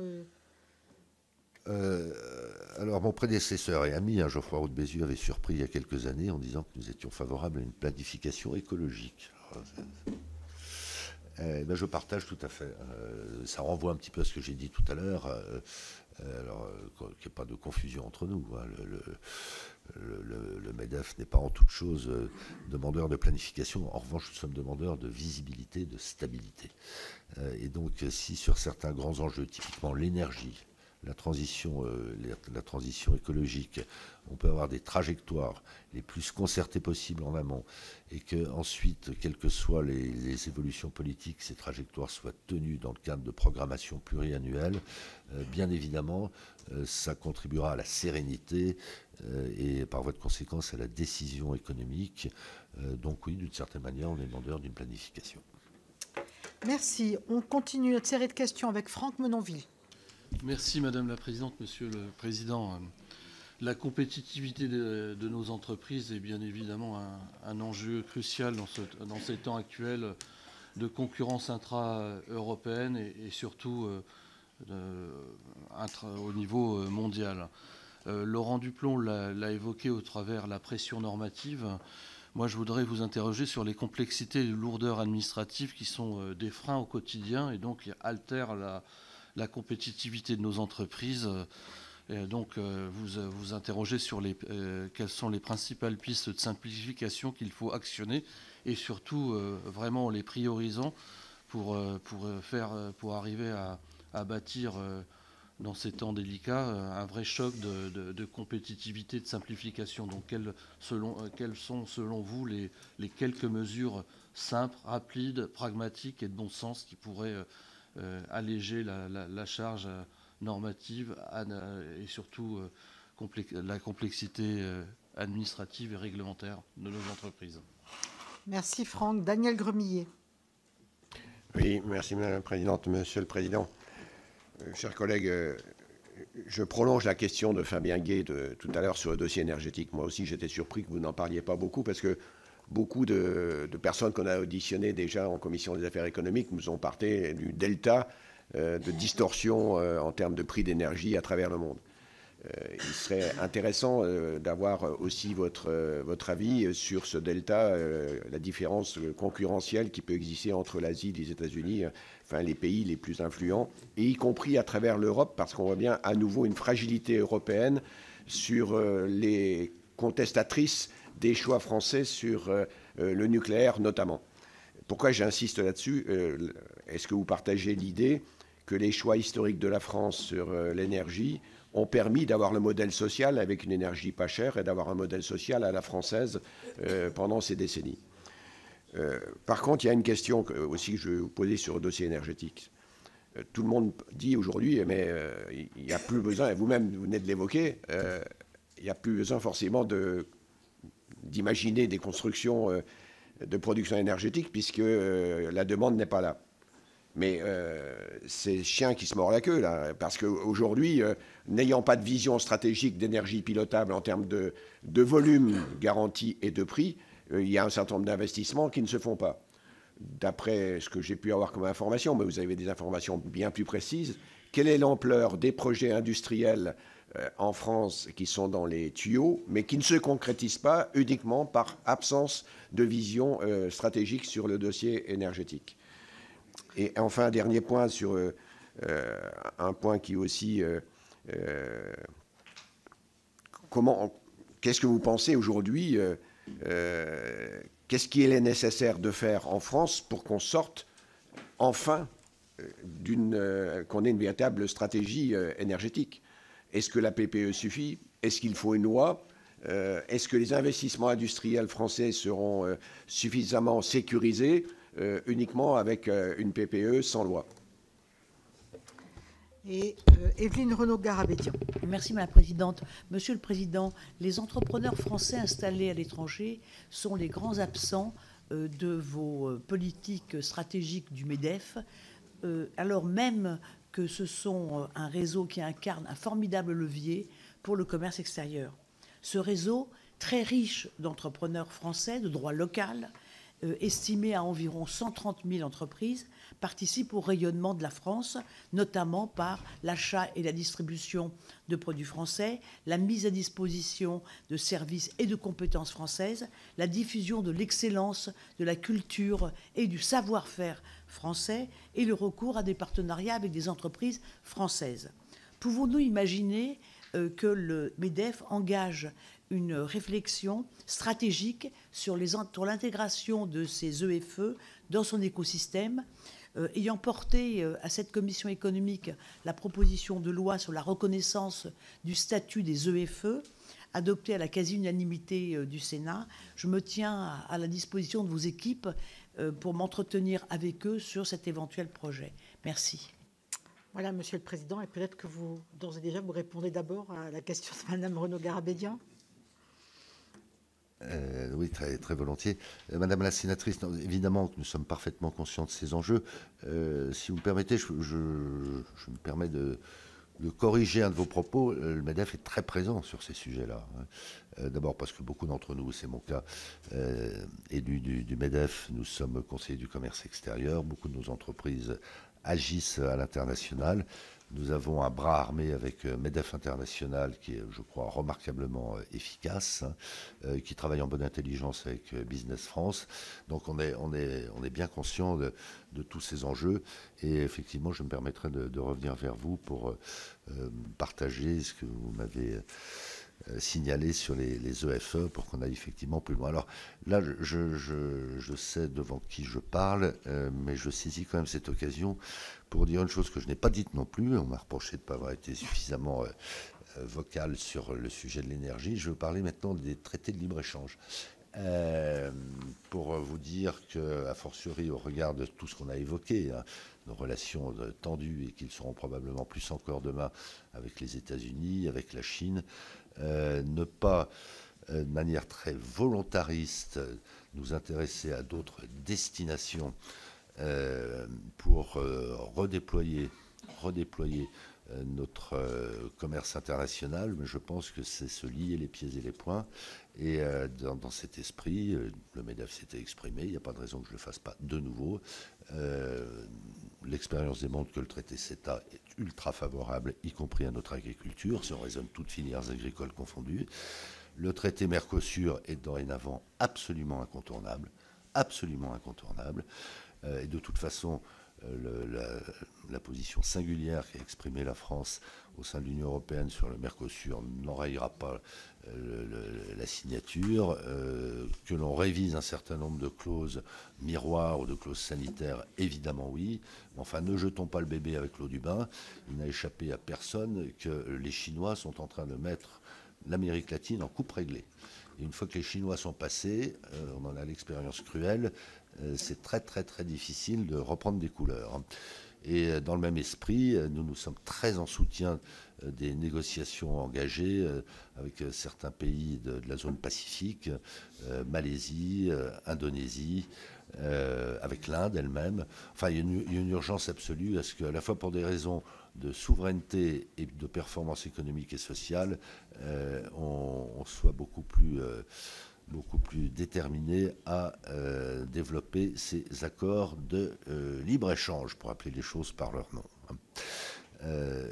On voit à contrario ce qui se passe quand des marchés se ferment. Moi, j'étais à Cognac il y a un mois et demi, à l'instant même où je rejoignais les viticulteurs et les négociants de Cognac, mais vraiment, c'est un hasard, ou alors M. Trump est vraiment bien informé. Au moment où on s'asseyait, tous nos téléphones ont clignoté, 200% de droits de douane sur le cognac. Alors, ça n'est pas entré en vigueur pour l'instant, mais enfin, je suis allé en Chine notamment pour essayer de dépêtrer ce fichu dossier des droits de douane sur le cognac en Chine. Donc on est placé pour savoir que quand une zone se ferme, ça peut être terrible. Alors, le cas du cognac, vous l'avez tous en tête, il est emblématique. C'est quand même 70 000 emplois sur un périmètre géographique qui correspond à 2 demi-départements, de 70 000 emplois qui sont menacés. Et donc un risque majeur d'effondrement d'un territoire qui était extrêmement prospère jusque-là. Alors le pire n'est pas certain. Mais voilà, je ne pouvais pas ne pas tenir ce propos sur les accords de libre-échange, et je suis évidemment à votre disposition pour développer. Bon, sur l'impact du prix de l'énergie en matière de réindustrialisation ou d'attractivité du territoire, c'est absolument évident. Bon, on va voir l'épreuve de vérité sur ces fameux data centers. Je rappelle les 109 milliards d'euros d'investissement annoncés dans le cadre du sommet de l'intelligence artificielle. C'est directement lié à quoi? C'est lié à la disponibilité du foncier. C'est lié à la disponibilité d'une énergie abondante, pilotable et compétitive, et c'est lié quand même, je reviens toujours à ça, à la disponibilité de compétences.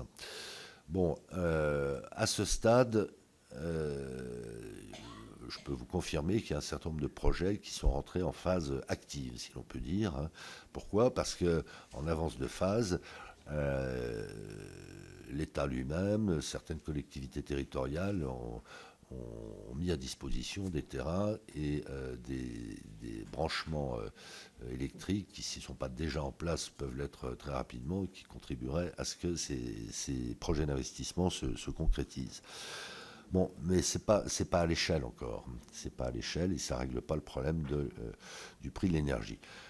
Le prix de l'énergie, alors il faut voir à quel niveau de la facture on se situe, mais pour les énergo-intensifs à proprement parler et la catégorie d'entreprise qui vient immédiatement en dessous en termes de consommation, le bon prix, c'est maximum 50 €. Et on n'en est pas là aujourd'hui. Donc ça renvoie à ce qu'on évoquait tout à l'heure. Il faut à un moment donné que probablement, enfin certainement d'accord avec l'Union européenne, mais l'État français prenne des décisions sur ce qu'est son mix énergétique et ce qu'est la vocation d'EDF. Pardon, qu'est-ce qu'il y a d'autre? Et, oui, sur la simplification. Oui, voilà, il y a beaucoup de sujets. Moi, je pense que ça va peut-être vous surprendre. Le sujet principal, en définitive, et là, je m'exprime vraiment au nom de l'écosystème MEDEF, donc avec beaucoup de TPE, beaucoup de PME, c'est la clarification des compétences entre les collectivités locales et les administrations, parce que ça crée de la confusion, ça crée des délais, ça crée des surcoûts qui sont assez insupportables. Donc s'il doit y avoir un référendum, s'il peut porter sur ces sujets-là, qui sont évidemment très sensibles, je pense que ça aurait du sens. Merci. Rémi Cardon. Rémi. Merci Madame la Présidente, Monsieur le Président. Une question très simple. Vous avez tout à l'heure affirmé qu'il y avait effectivement plus d'argent et en même temps on a des records encore sur l'année 2024. Le groupe du CAC 40 a rendu plus de 98 milliards d'euros à leurs actionnaires. Donc effectivement il y a bien évidemment un en même temps dans tout ça, quand on dit qu'il n'y a plus d'argent. Et autre sujet quand même qui est en lien direct, puisque vous êtes aussi des fervents défenseurs de la valeur travail, etc. Moi, je me pose toujours une question, pourquoi on taxe plus le travail que le capital ? Et pour aller aussi dans votre sens, c'est vrai qu'il y a des taux de prélèvements obligatoires élevés, mais il y a aussi des aides aux entreprises aussi élevées, puisqu'elles sont aussi en croissance de ce point de vue-là. Et je pense qu'il y avait une commission d'enquête qui vous a bien aiguisé sur cette question-là. Mais en tout cas, voilà, j'aimerais bien avoir votre avis sur pourquoi en France on taxe plus le travail que le capital. Jean-Jacques Michaud. Oui, merci Monsieur le Président. Nous étions un certain nombre aussi en Chine il y a quelques mois. À début octobre, et sur la filière électrique, nous avions été surpris, vous en avez parlé, de la stratégie de Stellantis par rapport aux voitures chinoises. Donc vous en avez dit un mot, mais dans votre discours liminaire, vous parliez aussi que vous aviez des idées pour contrecarrer, si j'ai bien compris, la concurrence chinoise. Est-ce que vous pourriez développer un petit peu ? Martine Berthet. Merci Madame la Présidente. Monsieur le Président, je vous rejoins complètement lorsque vous nous dites que la France et l'Europe sont d'une inertie coupable. On observe actuellement que des entreprises industrielles historiques dans nos départements, mais dont le siège est à l'étranger, se désengagent de leurs projets en France. Faut-il s'inquiéter de ce phénomène ? Va-t-il s'amplifier ? Selon vous, ce manque de confiance en notre pays est-il nouveau, lié au coût de l'énergie sans doute, mais quels autres facteurs voyez-vous là-dedans ? Merci. Monsieur le Président, c'est à vous. Alors, sur les dividendes, pas de dividendes, pas d'actionnaires, pas d'investissement, ou alors il nous faut une société intégralement étatisée, ça a pu exister ailleurs. Pardon ? Alors mon deuxième point, et pardon de répéter ce que j'ai pu dire effectivement devant la commission d'enquête la semaine dernière, je vous invite à prendre connaissance d'un excellent diagnostic partagé entre les organisations syndicales et patronales, lequel diagnostic a fondé un accord national interprofessionnel sur le partage de la valeur, fidèlement traduit dans la loi, je vous en remercie. Et ce diagnostic établit que le partage de la valeur en France ne s'est pas déformé au fil des ans et des décennies au bénéfice des actionnaires et qu'il est un des plus équitables du monde. Il y a 4% de la valeur ajoutée qui, bon an, mal an, part en dividendes vers les actionnaires, par définition. Moi, je ne sais pas comment on peut entretenir une économie dynamique essentiellement privée s'il n'y a pas de dividendes pour les actionnaires. Voilà. Alors, il y a quelques âmes généreuses, hein, il en faut, qui investissent à fond perdu ou sans attendre de retour. Mais enfin, ce n'est pas la majorité de l'espèce, hein, me semble-t-il. Et le vrai problème qu'on a en France, c'est pas qu'il y a trop de dividendes, c'est qu'il n'y a pas assez d'actionnaires. Même si on est un des pays au monde où il y a le plus d'actionnaires salariés, proportionnellement 3,5 millions d'actionnaires salariés qui, me semble-t-il, ne se plaignent pas des dividendes.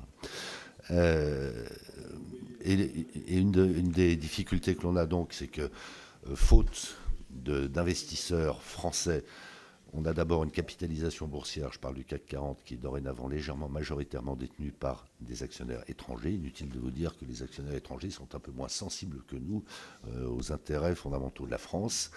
On a une capitalisation boursière CAC 40 qui est de même pas une année de PIB. On a 2 milliards 700 milliards 700 millions de capitalisation boursière, c'est 2,5% de la capitalisation boursière mondiale. Inutile de vous dire que les grands gestionnaires de fonds anglo-saxons, pour commencer, si en France on vient leur chercher des poux dans la tête, c'est du micro-trading, hein, c'est dans la nanoseconde que les décisions sont prises de solder des positions sur des titres cotés à Paris pour aller investir à Shanghai ou je ne sais où ailleurs. Je crois qu'il faut qu'on ait ça, en tête parce que on n'est pas les seuls décisionnaires. Donc un actionnaire investit pour gagner de l'argent, ça me paraît être dans l'ordre des choses. La capitalisation boursière française est dérisoire à l'échelle mondiale. La majorité du capital de nos entreprises cotées est détenue par des étrangers. Donc si on prend des décisions dissuasives en définitive pour les actionnaires et a fortiori pour ces actionnaires étrangers qui sont totalement libres de leur mouvement et qui n'ont pas d'attachement particulier pour la France. Il doit bien y avoir quelques francophiles dans le lot. Enfin, c'est pas ça qui les motive prioritairement pour investir en France. On prend un vrai risque. Voilà, c'est ça mon propos. Et ensuite, oui, le capital est-il moins taxé que le travail? Alors c'est un débat très intéressant. Et mes amis de l'UDP l'ont relancé hier. Je les en remercie. Antoine Fouché en amont a produit une littérature qui est intéressante sur ce sujet-là. C'est pas tout à fait vrai parce que on peut pas mettre en parallèle les charges dont j'ai dit tout à l'heure avec beaucoup d'insistance qu'elles étaient excessives, les charges sociales sur le travail, et d'un autre côté, le seul prélèvement forfaitaire unique. Parce qu'en réalité, en amont du PFU qui s'applique aux dividendes, on revient aux dividendes, le capital a déjà été taxé à travers l'impôt sur les sociétés et les impôts de production. Et donc quand vous appréhendez la globalité de la fiscalité qui s'applique d'un côté au travail, de l'autre côté au capital, on est sur des niveaux à peu près comparables. Il y avait peut-être la question de Jean-Jacques Michaud au regard, qu'est-ce que vous préconisez au regard de ce qui se passe en Chine, peut-être plus de... Alors, vous ne parlez pas de protectionnisme, hein, mais... Non, mais oui et non. Oui et non, parce que on est dans une forme d'urgence. Non, mais là aussi, je vais peut-être vous surprendre ou vous choquer. Je pense qu'il y a certaines technologies sur lesquelles on ne pourra pas se remettre à niveau avec la Chine. Et que le combat pour l'instant, il est de rétablir une équité tarifaire en imposant des droits de douane à certaines productions chinoises quand il est avéré, et il y a un certain nombre de cas avérés, qu'il y a des pratiques de dumping, mais ça ne peut pas être durable. Donc si dans le même temps l'Europe, la France ne mène pas l'effort de compétitivité et d'innovation préconisé en particulier par les rapports Letta et Draghi, on va sortir du jeu mondial. Donc c'est là aussi qu'il y a une forme d'inertie. Moi, je suis très frappé par ça. La Commission européenne n'a que le mot rapport Draghi à la bouche. Oui, mais enfin, qu'est-ce qui se passe derrière? On avance très, très, très timidement. Et j'insiste beaucoup sur l'innovation, et ça me renvoie au sujet également sensible du crédit d'impôt recherche. Ça n'est que comme ça qu'on s'en sortira sur les nouvelles technologies. Enfin, si on doit faire les mêmes batteries que les Chinois, si on doit faire les mêmes voitures que les Chinois, si on doit faire les mêmes panneaux photovoltaïques que les Chinois, on sera de toute façon non compétitif. Et c'est plus tellement un problème de coût de main-d'œuvre, hein, c'est vraiment un problème d'avance technologique et d'économie d'échelle. Quand on fabrique 100 millions de panneaux photovoltaïques, on a un prix de revient unitaire qui est nécessairement inférieur à celui qu'on a quand on produit 1 million de panneaux photovoltaïques. C'est de la bête arithmétique industrielle. Donc il faut vraiment qu'on se tourne vers la compétence, l'innovation, la recherche, et que temporairement on prenne des mesures de protection contre des offensives très déstabilisantes. Merci. Alors, à ce stade, il nous resterait 2 questions. Jean-Luc Brault.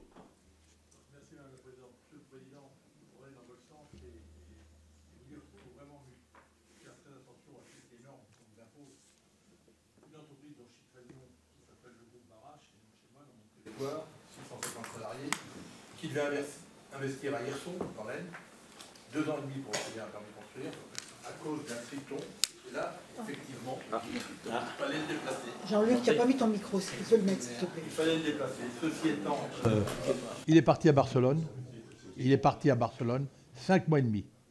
Et il investit, groupe Bara, 650 salariés, un des gros sous-traitants de la SNCF, et il investit à Barcelone. Pour moi, c'est dramatique. Il faut quand même revoir le problème des normes et accélérer. Et surtout, ce que vous avez dit tout à l'heure, entre les communautés de communes et les communes, voir comment on peut simplifier les problèmes des permis de construire. Deuxième chose, vous en avez parlé, une entreprise locale où moi, en tant que chef d'entreprise, j'ai participé à Cognac à l'installation d'une très grosse usine. Vous y étiez il y a 8 jours. Vous êtes peut-être au courant. 665 millions d'euros, alors que toutes les entreprises avaient les commandes. Le chantier arrêté. Le chantier arrêté.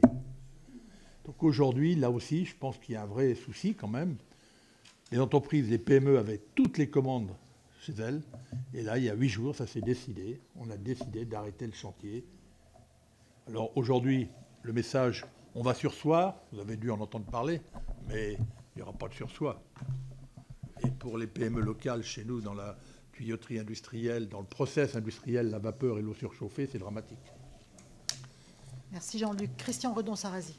Oui, merci Madame la Présidente. Monsieur le Président, on a beaucoup parlé de l'énergie et de l'importance de ce sujet pour nos entreprises. Mais si on parle souveraineté, aujourd'hui, il y a un domaine qui est très sensible, c'est le domaine de la donnée. Pensez-vous que les entreprises françaises sont aujourd'hui suffisamment armées pour affronter les marchés, compte tenu de l'importance de la donnée dans tous les secteurs? Alors, vous avez évoqué un petit peu les data centers, mais c'est le support. Mais globalement, il y a quand même aussi la souveraineté en matière de données. Et je relierai aussi ce sujet au sujet des compétences que vous avez brièvement évoqué aussi tout à l'heure. Je crois que dans ce domaine-là, on a des entreprises performantes à l'échelle française, à l'échelle européenne, puisque la taille critique, c'est plutôt l'Europe sur le sujet. Mais pensez-vous qu'on n'est pas en situation de fragilité dans ce domaine? Et si ce n'est pas le cas, quelle belle perspective pouvez-nous vous proposer? Annick Jacquemet, qui vient de se rajouter. Merci, Présidente. Monsieur le Président, on a déjà plusieurs fois évoqué le prix de l'énergie pour les entreprises, donc je ne reviendrai pas dessus. Je voulais vous questionner à ce sujet-là. Par contre, concernant l'intelligence artificielle, vous avez appelé vos adhérents à positiver justement l'IA.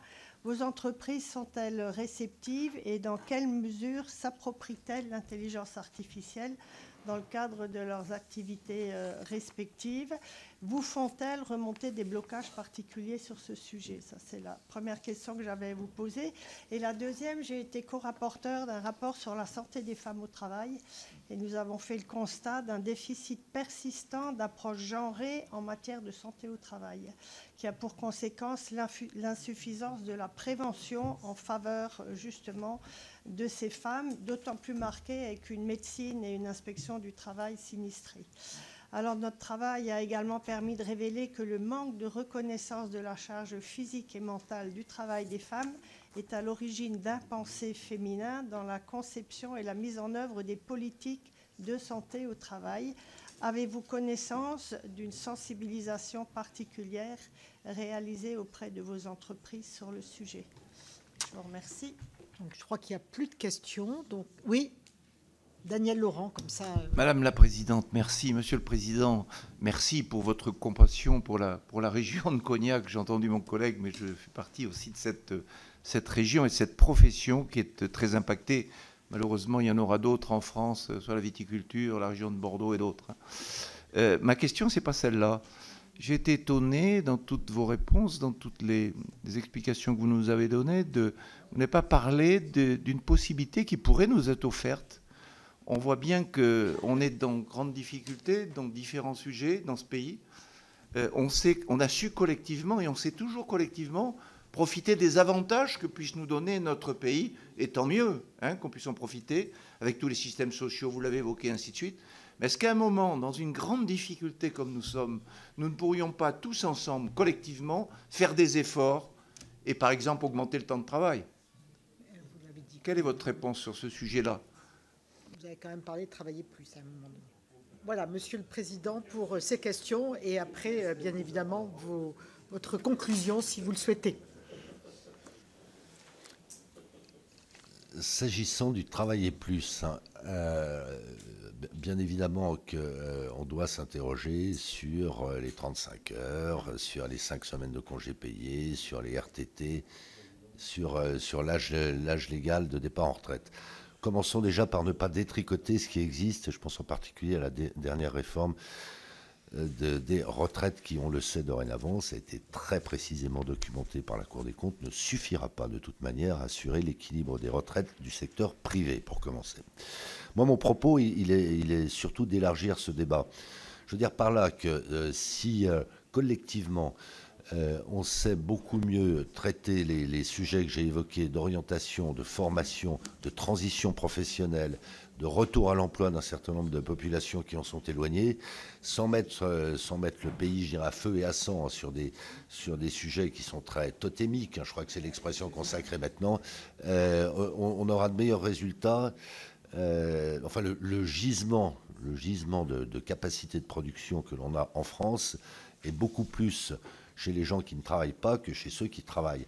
Je rappelle que, je suis presque à contre-emploi en vous disant ça, mais je rappelle que pour les salariés en poste, la durée de travail en France est tout à fait comparable à ce qu'on observe dans les autres pays européens. Je ne vous parle pas de la Chine ou même des États-Unis. Et que là, les 100 heures de travail en mois qu'on a par habitant en France s'expliquent très essentiellement par un taux d'emploi qui est sensiblement inférieur chez les juniors, chez les seniors, à ce qu'on observe dans les pays voisins. Je rappelle que si on avait le taux d'emploi, le même taux d'emploi que l'Allemagne, on aurait 100 milliards de déficit public qui seraient gommés. Mécaniquement, je dirais, par les rentrées fiscales et sociales. Et que si on avait le même taux d'emploi que la Suède, on n'aurait plus aucun déficit public.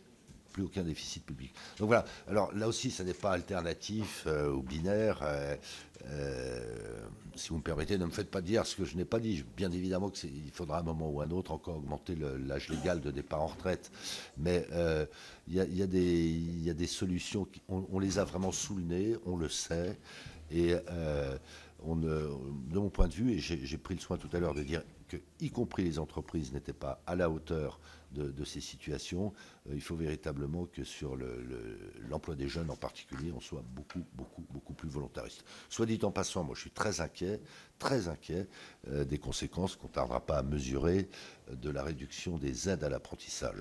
Moi je ne suis pas un monomaniaque des aides, il faut moi aussi que je gère mes contradictions, je ne peux pas dire on paye trop d'impôts et dire il faut qu'on soit plus aidé, puisque par définition c'est financé par des impôts. Mais je pense que ce sujet des aides à l'apprentissage a été par trop abordé dans une logique strictement budgétaire, alors qu'il faut l'appréhender dans une logique économique et sociale. Et que ce n'est pas une dépense, c'est un investissement. À ce jour, sur une période qui n'est pas très probante, à ce jour, il y a d'ores et déjà une baisse de plus de 20% du nombre de contrats d'apprentissage. Alors ça, c'est typiquement un bon investissement. Et moi, je me désole que sur un des rares succès collectifs, mais très spectaculaires qu'on a eu ces dernières années, l'apprentissage, eh bien, notre pays réussisse à se tirer des balles dans le pied. Voilà. Ce n'est pas l'alpha et l'oméga de la solution, mais c'est un des éléments de la solution.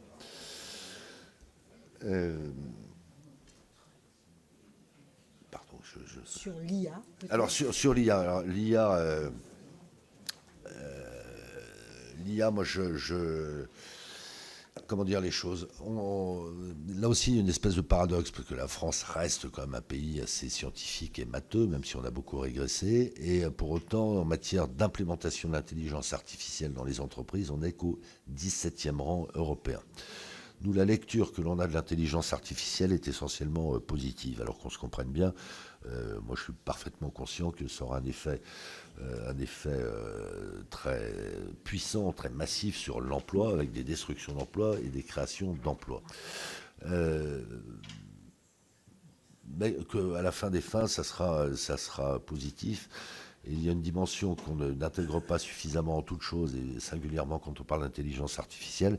C'est un des moyens de résoudre notre problème grave de compétitivité et demain de pénurie de main-d'œuvre. Ce n'est pas immigration économique versus intelligence artificielle, mais c'est un des éléments de réponse. Bon, nous, ce qu'on fait à partir de là, c'est de convaincre nos adhérents que l'intelligence artificielle n'est pas et ne doit pas rester l'apanage des seuls géants du digital, parce que c'est un peu l'idée qui prévaut encore actuellement dans l'esprit de beaucoup de nos concitoyens, en tout cas de beaucoup de chefs d'entreprise. Deuxième point, que ça intéresse tous les secteurs d'activité. À un degré ou à un autre. Et donc, à partir de là, nous, on a lancé, alors, en association avec d'autres partenaires, toute une grande campagne de sensibilisation de nos adhérents. Enfin, ça fait partie des sujets sur lesquels on discute, mais de mon point de vue, pas suffisamment avec les organisations syndicales, parce qu'il y a évidemment, en termes de compétences, mais en termes de territoire aussi, des enjeux énormes. Et plus on prendra ces sujets en amont, plus on saura les anticiper et les gérer à froid, et plus on aura des résultats positifs. Sans quoi, on risque d'avoir quelques drames sociaux et territoriaux. Il y avait peut-être les... Santé des femmes au travail. Très sincèrement, je ne sais pas, j'en suis désolé de vous faire une réponse très précise. Ce que je voudrais dire simplement, c'est que nous, on focalise beaucoup sur tout ce qui touche à la prévention. Là où le système français, c'est culturel, c'est historique, est très orienté vers la réparation. Donc, on est conscient de ce sujet-là. Et à disposition pour qu'on le reprenne ensemble. Je ne sais pas vous dire quoi de plus précis à cet instant. Je me permettrai de vous transmettre bien sûr. Oui, dont je connais l'existence. C'est déjà bien. À défaut de l'avoir lu. Et il y a peut-être la question de notre collègue Christian sur la data et la donnée par rapport aux enjeux de souveraineté des entreprises. Alors, il faudrait déjà qu'on sache exploiter les données dont on dispose. Oui. C'est pas pour faire diversion, mais je glisse ça quand même au passage. C'est quand même extraordinaire qu'à ce jour, on sache toujours pas croiser les données de santé entre l'assurance maladie et les complémentaires santé. Parce que quand on parle d'abus, de fraude, etc., on a un gisement là incroyable. Plus positivement, ce serait aussi l'occasion de mieux identifier des pathologies ou des phénomènes de santé qui intéressent toute la population. Donc, premier temps de la manœuvre, sachons déjà collecter sous contrainte de sécurité et de confidentialité, exploiter les données dont on dispose. Bon, après, moi je suis très affirmatif. Hein. On a, c'est vrai dans les startups, mais c'est vrai dans des groupes beaucoup plus établis. Hein. On a encore en France, on a toujours en France des entreprises absolument emblématiques sur les data. Le vrai problème qu'on a, c'est celui du financement de ces entreprises, et en particulier des startups. Donc tout ce qui a été fait ces dernières années va plutôt dans le bon sens, mais ce n'est pas encore à l'échelle. Et ça renvoie à tous ces sujets également posés par le rapport Draghi, hein, sur l'union des marchés de capitaux, la mobilisation de l'épargne européenne au bénéfice du développement de l'innovation, de l'économie d'une manière générale. Et permettez-moi de vous dire que ça renvoie aussi à ces sujets d'attractivité des investissements dans les entreprises françaises et européennes, dont pour les actionnaires, dont à travers les dividendes. Mais je suis convaincu qu'on a encore largement les moyens de tenir notre rang sur le digital d'une manière générale, les data en particulier. Eh bien, merci beaucoup, Monsieur le Président. Vous aurez tenu pratiquement près de 2 heures. On vous en remercie. Eh bien, voilà, on va essayer les uns et les autres de prendre notre part dans le contexte économique et politique actuel qui n'est pas simple, et dans la perspective aussi de la prochaine loi de finances. Je vous remercie, chers collègues. Simplement pour vous signaler que nous aurons une CMP sur la transformation des bâtiments de destination autre qu'habitation en habitation. Vous savez que c'était une proposition de loi qu'on a votée avant la dissolution bien évidemment, au mois de mai, et on attendait toujours la date de la CMP. Donc elle est enfin fixée, elle aura lieu le 20 mai prochain à 16h15 à l'Assemblée nationale. Je vous donne lecture des membres de cette CMP. Donc les titulaires Martine Berthet, Stéphane Soutarel, Amel Gacquer, Florence Blatrix-Contat, Christian Redon-Sarrazy, Bernard Buis et moi-même. Et dans les suppléants, Jean-Baptiste Blanc, Anne Chin-Larcher, Yves Blundven, Viviane Artigalas, Marianne Margatet et Ahmed Louedji et Pierre Médevieille. Il n'y a pas d'opposition sur la composition de cette CMP, tant sur les titulaires que les suppléants. Et bien évidemment, je vous dis aussi à cet après-midi, mais aussi à la semaine prochaine pour une nouvelle réunion de la Commission des affaires économiques. Et je vous souhaite une bonne journée à toutes et à tous, et particulièrement à vous, Monsieur le Président, et aux personnes qui vous ont accompagné pour cette audition. Merci beaucoup.